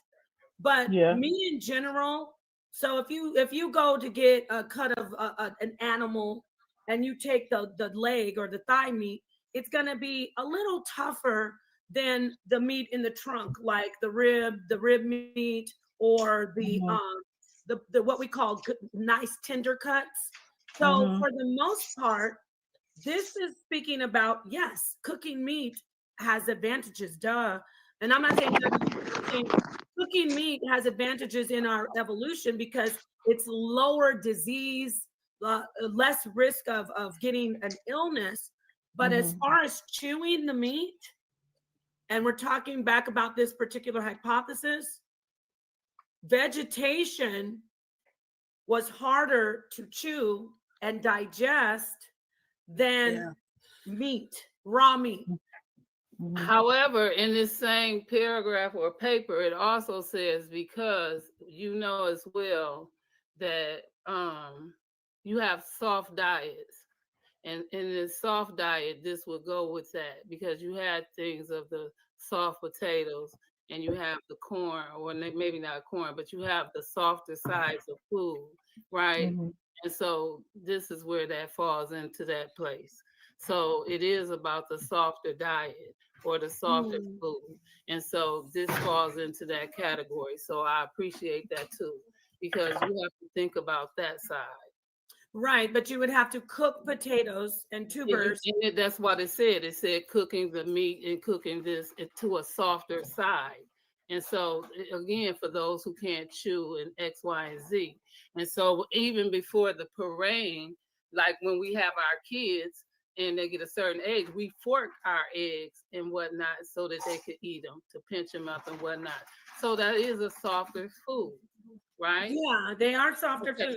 And this is what that's saying. This is about our diet right now. Exactly. I'm talking about early hominids, early. But isn't that what that said, or am I wrong? It said no, you're right. You're both right what it says, but this is about how we've already evolved. Exactly. So it's saying a softer side of food. Basically, the bottom line is what it's saying. It said potato. It also threw in some carrots and whatnot, but the basic foods, the only thing it said was fish. You can't get no softer fish. It didn't say rabbit. It didn't say whatever other meat. It said fish. Okay. Yeah, I think it was just talking about how the softer foods helped our because the way we eat now, like our jaws and our mouth is not like an animal, right? It's not as tough because we cook our food and we don't eat it raw like that all the time. And it was just, I think it's trying to draw the evolutionary part of when we started cooking our food, our jaws start getting smaller, our mouths, and then our jaws are weaker. No. Our head is bigger. I gotta stop you guys. That's what it said. No. This is an article that you're pulling. It's saying now that our mouths have evolved, and now that our guts have evolved, that we cook our food and we eat our food and it's softer. But I'm going back. I'm not saying no so much, but I'm saying we're getting too far away from the expensive tissue hypothesis, which you've got to understand this. The reason our jaws are smaller and our guts are smaller, they've decreased in size, is because the food we started to eat was softer. And the food that we started to eat was meat compared to vegetation. So, and it was raw meat. It was raw meat. Yes, we did start. Yes, I get it. Cooking, somebody that knows how to not make a steak tough, they can cook it. We can chew it up a little bit. Yeah. So my point that I'm saying is, I shouldn't even say no, but I think we're going too far off. This article is not talking about early hominids when they immediately first started. They changed their diet from vegetation to meats. And if you want to keep reading the rest of it, you can, and then I'll get right to the paper so we can get some more information, some clarity. Yeah, it says what you said right here. What did it say? You can read. I can't really see it. It's small for me. Oh, it says fossils show the teeth and digestive tract of Homo erectus decreased in size or on the same time brain size increased. This evidence likely means our ancestors started eating softer, high quality foods, although not necessarily cooked. New archaeological research has also continued to push back the earliest known date for the control of fire, right? So perfect. So there we're back yeah, on it was saying exactly what you Just like that, we got back on track. I'm glad to see that. Okay. And Sakina, I like that she's standing firm. That's why mostly, honey, I had to say, because when Sakina is a very, very serious vegetarian, or I'm sorry, vegan. And okay. Oh, that makes sense. Okay. And then you came in again. I was like, that's why I was like, no, we can't do this, but y'all can do it. But the study that we're talking about is not talking about cooked food at the beginning. It's talking about hominids just starting to eat meat. And then, of course, we discovered fire, and we obviously found the benefits of cooking our meat. It benefits us. Right. I would say this, and people might say, well, you were contradicting yourself. Cooking a piece of meat breaks the meat down. So you could say, I get that article, but it's, for me, misleading or moving away from the expensive tissue hypothesis. But who am I? Y'all could come right back and say, I was trying to think brain health a little bit, but yeah, go on. Yeah. Anybody? Keon, did you want to say something before I move on to the paper? I'm going to move on to the paper and actually read it. It's going to try not to get bored. Go ahead, anybody, before I start reading this long. I'm not going to read all of it. I'm going to just jump from place to place because there's graphs in there and tables, and right. I just want to get the gist of it. Who said damn? I was gonna ask real quick, because it's interesting that earlier hominids were considered omnivorous, just like we are.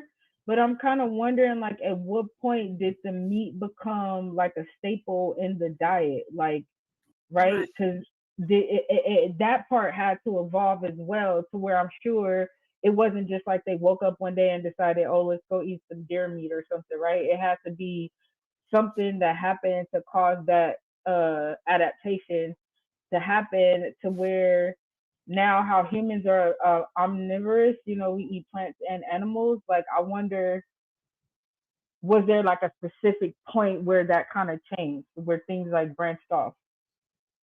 Right. That's a good question. There are different,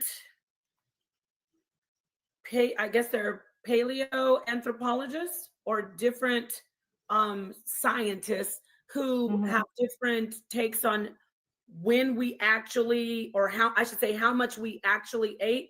When we read this paper, I don't know if this particular, I'm trying to find an excerpt that goes into that. Like, you're asking, when did we actually start having, I would say that we did because we already were eating and enjoying, a vegan or mostly a vegetable based or foliage based diet. We would occasionally eat small birds and insects in the trees and the canopies. When we came down, we held on to that, right? So I think adding the meat, that would be right there, an omnivorous diet. They didn't just say, okay, we're not going to eat any more plants. If I'm answering that, Yeah, that's kind of where I was going with it. It's curious to think about how that adaptation started. You know what I mean? Right. And if I read this, God, there's a lot to read. If I read this, I think there is a part that she goes into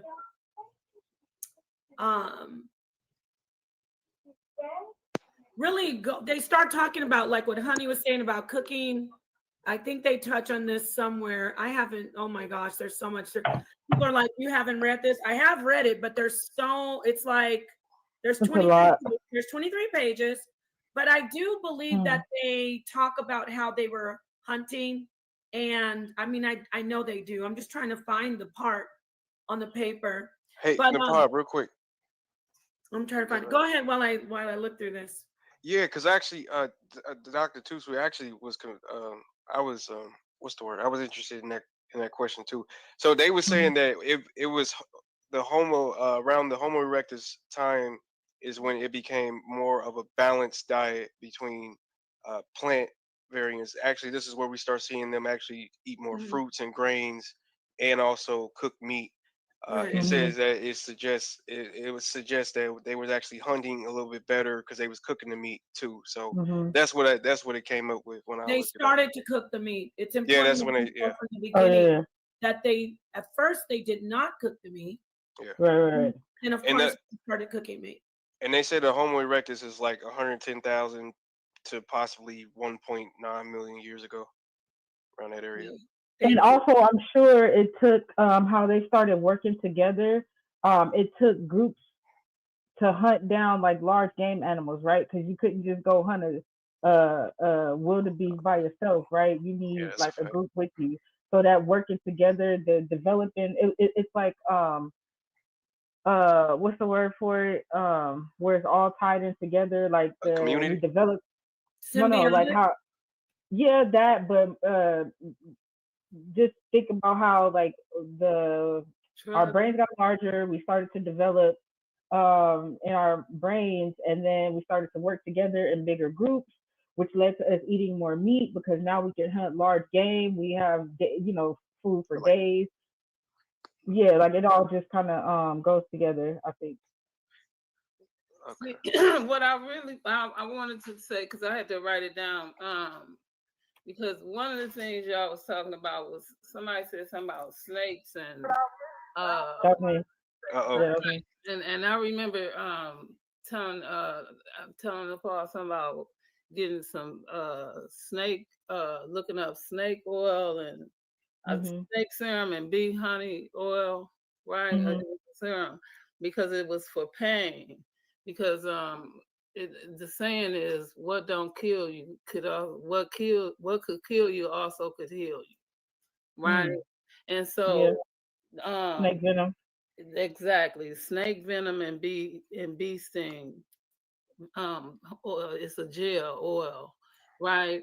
And it's really old, but it's still around, right? And so that was one of the things. And then in Kemet, right, we feed what feeds us, right? And so that's like when we water our plants, part of that libation, right? And then that part of that farming. You see what I'm saying? And it's all about the reciprocity, right? And so when we do that, everything that you're doing, like I seen in a movie where when well, it's not even in the movie, it was part of the Kemetic burial, where they had the specific area where, like we do right now, we still have the same funerary practices. No matter how we want to look at it, it's still the same thing.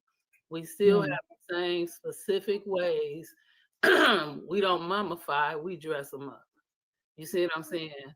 We still have the same specific person that we have to comb their hair, to get them dressed. We still have the same, we don't call it a ritual, but we call it the walk-in, and we have the same ceremony, right? And some people, if they can afford it, have a month here, and they go here to there, and then they go to the grave site. But honestly, when the last time you seen a new graveyard? Exactly. And so, but we still do that. But in Kemet, that was one of the things that they did, among things, right? And it was respecting of the elders. Now, I'm not trying to take that and run, because y'all know when I go off camera, what's happening, right? So you can come on forward and go ahead, and then I'm gonna come back. All right. Yeah, no, and before I forget, we gotta wish the queen a belated happy birthday. We didn't do a show Her birthday was May 18th. And so much Okay. to Sakina. Happy birthday. Okay. Happy born day. Yes. I have to go and jog my memory on this paper. Yes, I have read it, but it's been a minute, not that long. So I did find this much of what you were asking. This might help Doc Too Sweet when we're talking about when we actually became, or how it affects. Go back to the scatter plot. Go back, no, down to the scatter you plot. want to see that one first? Okay. Sorry, I was just wanted to look at it real quick because I was trying to see. Okay. So it's showing the cranial accessibility. Yeah, cranial capacity over time. So this is good. You know what? I can send this paper to you afterwards. I think. Yeah. Are you a member? Are you in JSTOR? Yeah, anyway, in my school, yeah. Okay, everybody on the panel. Everybody. Where was I? Okay, let me read this part. I think this is it. Yes. So this is an excerpt from the actual paper. These equations suggest that the average primate with a larger relative brain size than the average mammal also has a smaller relative gut size than the average mammal. The relationship between relative brain size and diet is often mentioned in the literature on primate encephalization. They talk about what paper that is in 1979. Okay, let's get to this part. And is generally explained in terms of the different degrees of intelligence needed to exploit various food resources. For example, Parker and Gibson have argued that a relatively large brain and neocortical size correlates with omnivorous feeding in primates. So there you go, omnivorous feeding. So again, Gibson and Parker have argued that a relatively large brain and neocortical size correlates with omnivorous feeding in primates. See, so then they add to their diet, they implemented meat into the diet, which requires relatively complicated strategies for extracting high quality foodstuffs. I want to add that as they added in the protein, though, it was for whatever reasons we can explore, they started to reduce the foliage, they were less frugivores, less folivores, but they didn't cut out that. Okay, they didn't cut it out. Let's keep reading. Alternatively, Clutton-Brock and Harvey have suggested that frugivores have relatively large brain sizes because they have relatively large home ranges than folivores. So real quick, I might be wrong. Can y'all put a pin in that? We got to look up frugivores. Because I'm like, what in the hell? No. That's what we doing up there, frugivores. We ain't on the island, y'all, because I might have the wrong definition of it.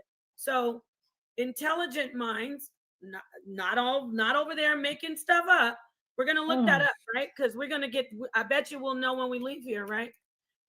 And then the negative. So this is talking about the negative correlation between. I thought it was fruit. Okay, go ahead. I'm sorry. Go ahead.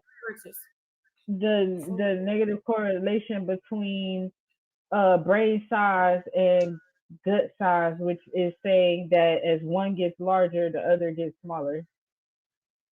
Hold that thought, because you know what, I was just thinking a coconut, and I'm not even on the island, dropped in my head. Frugivore is a fruit. See, I was confused because a folivore would be somebody who eats like leaves and stuff. Foliage, yeah. Foliage. And then a frugivore is fruit. So I just thought both were the same put together. So it's very specific. So that's great. So let me show you. So basically, I looked it up. It's frugivore, a fruit eater, and folivore is a leaf on. So get it? This is so complex because carnivore meat, frugivore fruit, folivore foliage. So I just grouped frugivores and folivores together, and when I saw them like comparing the two, I was like, "What? Y'all don't need definition, right?" Most animals that eat fruit eat foliage too. So you probably won't really find too many animals that don't eat both, but they're out there. But Doc Too Sweet, just like I was telling Honey when she was talking about the cooking, remember we're talking about early accessibility and early diet. Okay. Now but like fruit bats, fruit bats only eat fruit, so those would be frugivores. Just an Yeah. example. That Those are Yeah. frugivores. that's Yeah. that. Peace to my brother Seven Asar. We're gonna get back. Just let me finish this off and then I'm gonna go to Seven right away. Let me just because you were asking about the omnivorous aspect. So now I think we're all on the same page. If anybody's still wondering, basically, this is talking about how when they implemented the meat. Let me just finish reading. Stop, Nepal. Okay. Alternatively, Clutton, Brock, and Harvey have suggested that frugivores have relatively large brain sizes because they have relatively larger home ranges than folivores. Remember, we were talking about environment, right? That's what we're talking about. Early hominids necessitating a more sophisticated mental map for location and exploitation of food sources. See the circle, how it connects. Like my brain works better, I can find food better. The food makes my brain work better, so I can find food better. The food gets it's like a cycle. It's awesome. The feedback loop. That's the word I was looking for. The phrase, the feedback loop. Feedback loop. Thank you. The results presented here suggest that the relationship between relative brain size and diet is primarily a relationship between relative brain size and relative gut size. The latter being determined by dietary quality. Right there to Honey, Sakina, to Doc Too Sweet, to everybody, Keon. When we talk about dietary quality, that's when we start talking about, cooking the meat. What else? What did you say when you said something, Doc Too Sweet? And I said, it's like what Honey said. You mentioned something. Accessibility, maybe you said? I don't know. Because I'm sorry. I'm doing what Sakina doing, so forgive me. We're evolved, right? We're evolved. But I'm talking about before we evolved. Dietary quality, we can take a look at. Okay, obviously cooked meat is better quality than raw meat for our bodies. Come fight me, anybody out there who likes to eat raw meat. But dietary quality is relative to the evolution. That's all I'm saying. Ooh, I'm gonna finish this and then I'm gonna pass it over to you, Seven. This would imply that a high quality diet is necessary for encephalization, no matter what may be selecting for that encephalization. High quality diet relaxes the metabolic constraints on the encephalization by permitting a relatively smaller gut and thereby reducing the considerable metabolic cost of the tissue. I'm going to stop there and I'm going to say again, I want to make sure that I do say this because I was like, no, because I saw everything like going down the wrong path, but it's not saying that selection, cooking, balance of the diet, how we know now, it's not saying that does not help our brain grow and that does not aid or contribute to encephalization. But I wanted to take this step by step, right? Talking about we came down out those trees, boom, what did we do right away? Eat raw meat. And then we started to foliage better. We could find food better. And in our omnivorous diet, we were unstoppable. And I'm gonna get to the consciousness. Okay, thank you for letting me go. Y'all can cut me off. You know that. Know that. Go ahead, Seth. No. Oh, go ahead. Go ahead, Doc Too Sweet. Whoever was that, Honey or Doc Too Sweet? No. Go ahead, Seven. Go ahead, because I'm trying to figure something out in my head. Yeah, and I said put a pin in something. So if you forgot it, I forgot it too. Wait before Seven? What? Let me start with Seven, and then I'm gonna ask people that I haven't really talked to, Honey and Keon even. Seven, what do you think about this whole hypothesis? And I'm gonna just to do a whole check on the whole board, but I'll go to Honey after you. What do you think about this hypothesis? Is it BS to you, or does it sound like interesting? Oh no! It's sounding like a real investigation with the information. It's sounding. I mean, it's real sound from how you're breaking it down and how everybody's adding to it. I do have a question. I think I heard earlier you guys said that the female brain was growing faster than the male. were bigger, faster than the male. Am I correct? I wasn't here for that. I don't know. I don't remember that being said. Okay, She did I may say have that missed. the eating of meat, because it was hard to get and hard to obtain, like it helped forge a bond between like the mom and the offspring. Yeah, that's what I was about to Okay, say. because Yeah. I know the women are the first teachers, right? So I would think that the females with brains would develop faster to be able to communicate with the child and you know, help it evolve and elevate. But maybe I misheard what was said. But I think that everything that you're breaking down is it's piqued my interest. I'm listening here. I want to learn more. I think that you're on something, right? And On I something? think this is something. I think this is something that's good. A good build for the community. I Thank truly you, do. my friend. Thank you. So stay with us. We are more than welcome. I saw you in the chat. You remind me of Genesis, honey. Genesis being that chat boy. And so I asked you the question, what do you think about it? And then I saw you say did you say you love beef? What do you think about this in a nutshell? I said, okay, no more nutshell. That's my 3. I can't say in a nutshell anymore. Let me stop. What do you think about this hypothesis? Oh my life. Go ahead. What do you think? I think it's integral when you're talking about evolution. I think evolution, yeah. Peace to everybody who's still here. I'm gonna wrap this up in a minute. It's been 2 hours, but this is a pretty interesting. Well, we finally get into like these are the details. This is much longer than this. Mr. Roboto says, "Do you have evidence of smaller brains being the smartest?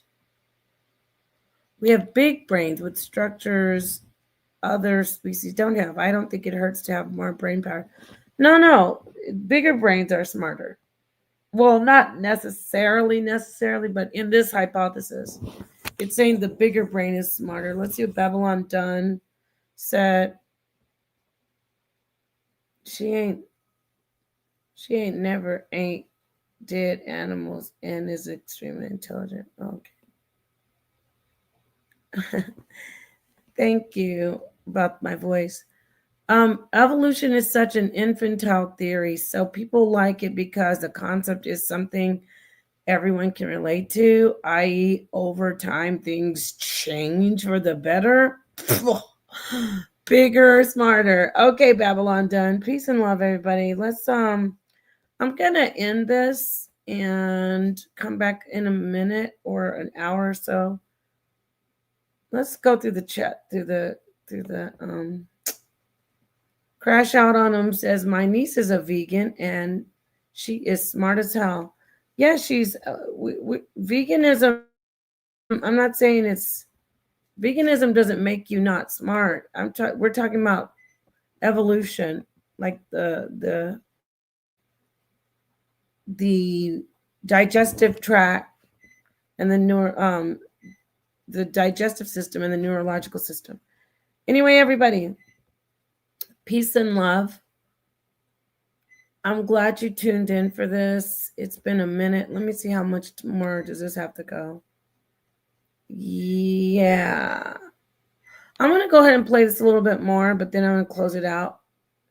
And we will have this conversation some more about the brain and veganism. Thank you, KJ. Yeah, this is pretty good. Interesting. I want to sit down with Enqi and talk about this, but I don't know what happened. Enqi started getting a little scared. I don't know what's up, or maybe he's not scared. That just sound. Maybe he just, I don't know, has a lot on his plate. Peace and blessings to you, Barn Dog. Thank you, my friend. 25 years, real solid's been vegan. Okay, let me get the rest of this. Yes, it's an integral part of you know, how we understand us and what we are. Because they even say like a doctor said that like say like people who are on the verge of Alzheimer's, they put them on a high protein diet for like 2 weeks, and it helps their brain to focus and function a little bit more, and helps to dial back some of the symptoms. Oh, wow. So, you know, that goes along with this as well. If I could find that, I'll send it to you in a while. But yeah, I just thought about it because it goes along with this. Because when I heard it, I said, "What? Really?" I didn't think, but I guess with this, it kind of makes sense. Okay, yeah, we're gonna thank you for adding that. We're gonna talk about the developmental brain, but yeah, that's a great point. You know what else works for it? And this is gonna be for my sister Sakina, so I could throw her alley-oop. Coconut oil. So it's not only meat that contributes to the brain, but it's such a huge part of the developmental brain. I mean, think about it. Protein, the animal product, is the first thing that we actually consume as infants, which is breast milk. That's actually, that's animal product. So let me go to Doc Too Sweet, and then I'll go to Sister Sakina. I get an idea of what you think about this, but I want you to just give us a little, check the temperature. What's your whole take on this hypothesis, Doc Too Sweet? Well, I think they're getting somewhere. I think that there does need to be obviously more research done to gain deeper insight into it. But I was just thinking about how they say, dolphins are very intelligent mammals, right? The bottlenose dolphin actually has a brain that's bigger than humans. So it just makes me wonder, like, could this hypothesis actually be proven one day and be more than just a hypothesis? Because dolphins are carnivores. All they eat are like shrimp, octopi. They eat meat. So is this just a hypothesis, or is it actually like being proven through nature and what we see in nature? I don't know what it's going to take to actually move it past just a hypothesis, but it really makes sense, and it follows the logic when you think about the exchange of protein into gray matter, so to speak, and the fact that like when doctors tell you that if you want to increase like brain power and stuff like that, you want to eat more fish, which has omega-3 fatty acids. You know what I'm saying? So to me, it makes a lot of sense. Yeah. Yeah, that's a great point. Yeah, that's a great point. I mean, sharks. Sharks? What about sharks? Sharks got little brains. They eat meat relatively. Yeah, well, see, that's part of the. I was about to say sharks are very, very smart, but then that was part of the paradox in this hypothesis, which might be why it's still, this a hypothesis, because the paradox is there are animals who have higher metabolic rates but smaller brains. So it then becomes trying to figure out what fill in that gap to figure out, okay, if they have the higher metabolic rate, why don't they have the bigger brain? Yes, brain size doesn't match brain power. That's what you're saying. We're going to talk about that at the beginning of the paper a little bit. We're going to touch on. They do a comparison on this table, and it shows basically the organ and how it relates to the size, different sizes of the different sizes of the organs in the body.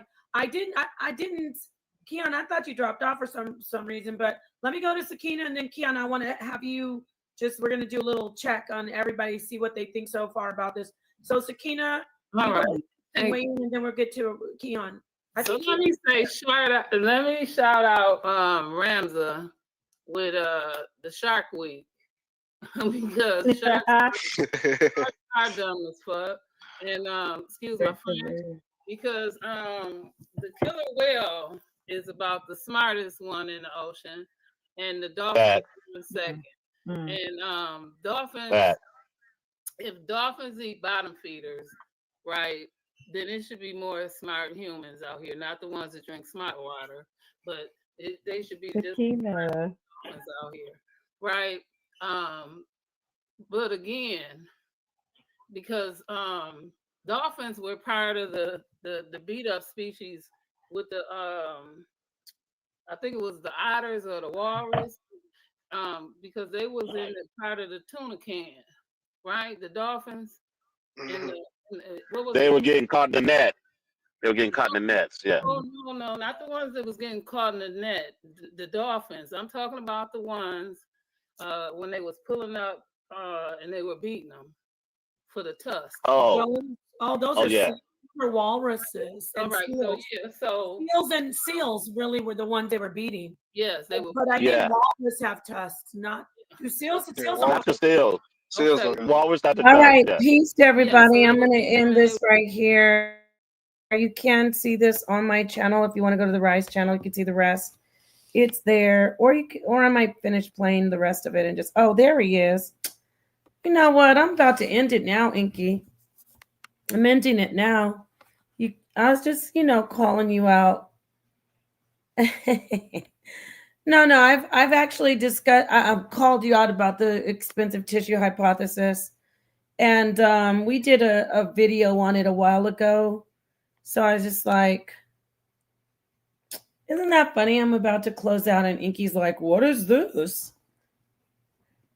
You're just now seeing it. Well, we did a video in the just covering a little bit of the expensive tissue hypothesis, and I was saying it's a challenge to all vegans. It's a fact that there's a lot of healthy benefits from eating meat, and I was just talking about that. I've actually had to sit down with you, but I was going to close this. I'll close this down, and we can maybe schedule another sit down. But yeah, this is someone was saying, why am I using a hypothesis? It's a hypothesis right now. What does he say? Well, I'm sure you did a great job debunking you. I mean, you are anti-meat, and you talk about how it's unhealthy, and it's not unhealthy to eat meat at all. And I was mentioning that not just you, but just the fact that someone said it takes a lot of discipline. I forget who it was. I apologize, but it was a great statement. Someone said it takes a lot of discipline to be a vegan, and I said yes, because it's a lot of discipline, because you're actually going against your natural self, which would be eating meat. We evolved as a species, and it's because of meat eating. You in here joking, saying, I was trying to be nice about it, but obviously you are running from me, because if you could sit down and talk to people, which you've talked to me before, but lately you've been on your spree, and I'm all for it. I'm all for you doing your debates. So shout out to Dr. Enqi. But you are a little scared of me. It's okay, because we had our background talk about how we gotta make sure we do the ultimate WWE stuff, and me coming in and just body slamming you and knocking you out wouldn't really work. We got to have you, get you lined up with all the other debaters that you're lined up with, and do it right. So, but when you're ready, I am ready to have a part 2, sit down and talk about veganism. I don't knock people for being vegans, but there is a lot of scientific research showing that autism could possibly be linked to veganism in small, very, very, very young children, families forcing their children to be vegans, forcing toddlers. there's a lot of brain benefits from animal products and food. But I love you, vegan. I love you, vegans, and I love you, Dr. Enqi. But yeah, in toddlers that are being forced to be vegans by their parents, yeah, there could be a lot of we can look at the research and see that a lot of children are malnourished as toddlers with people who are giving them strictly vegan diets, like infants being like fed certain milk that is plant-based.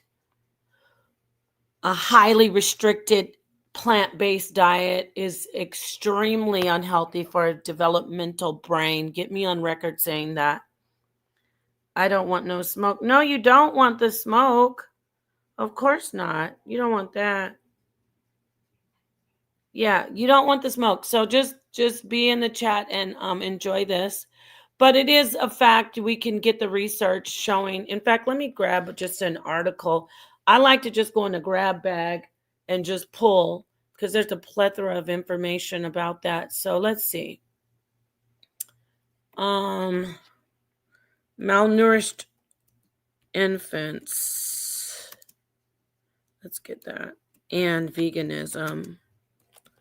Link to veganism and malnourishment in developmental minds, and not minds, developmental brains, which is interesting because I was talking about consciousness. Malnourishment is linked to let me get it just a second. Malnourishment is linked to brain underdevelopment of brains. So let's see here. Risks and benefits of vegan and vegetarian diets. Cambridge University. Let me get down to the risks. Of course, it's safe and nutritious. Yes. Due to their high requirements for growth and development and limited intake capacity, young children are often reported as having inadequate nutritional intake and status. This is when it comes to veganism. Let me go ahead and quickly share this part, and then I'm going to close out. Source up, right? This is just there's risks and benefits due to, let me get it. Wait.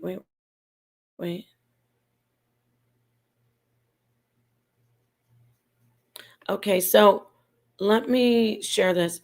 Now, remember, Dr. Enqi, you're saying that having a meat diet is detrimental to our health. It's bad for us. I don't say veganism is detrimental to your health, bad. However, if I compare it, everything has, just like eating too much meat or doing too much of anything is detrimental. If you don't have the right diet, let me get this. Where is it? If you don't do the right type of vegan diet, especially if you're giving developmental minds, toddlers, infants and toddlers, just vegan diets, it can be detrimental.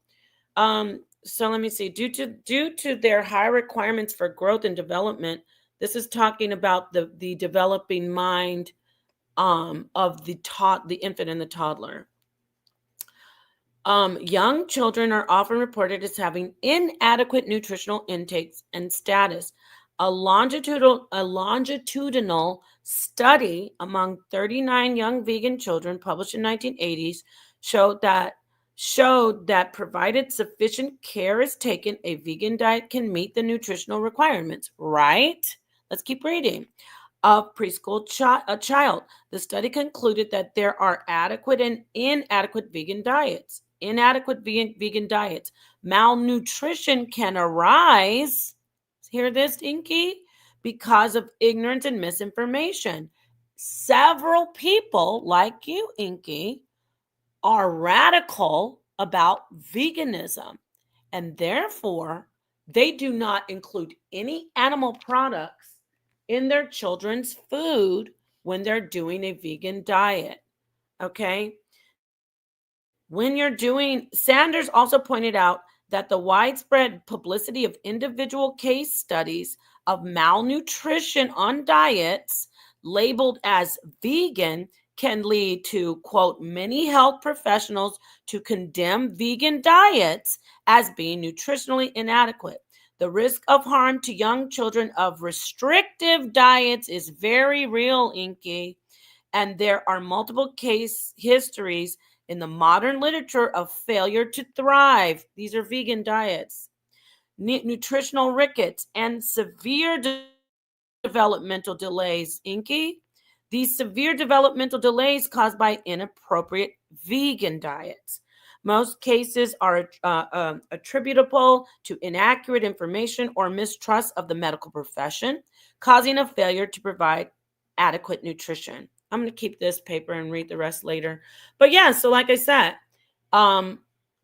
veganism has been linked to underdeveloped brains and autism because most vegans will not give their children any animal products, and they don't know how to do that when it comes to infants and toddlers and young children.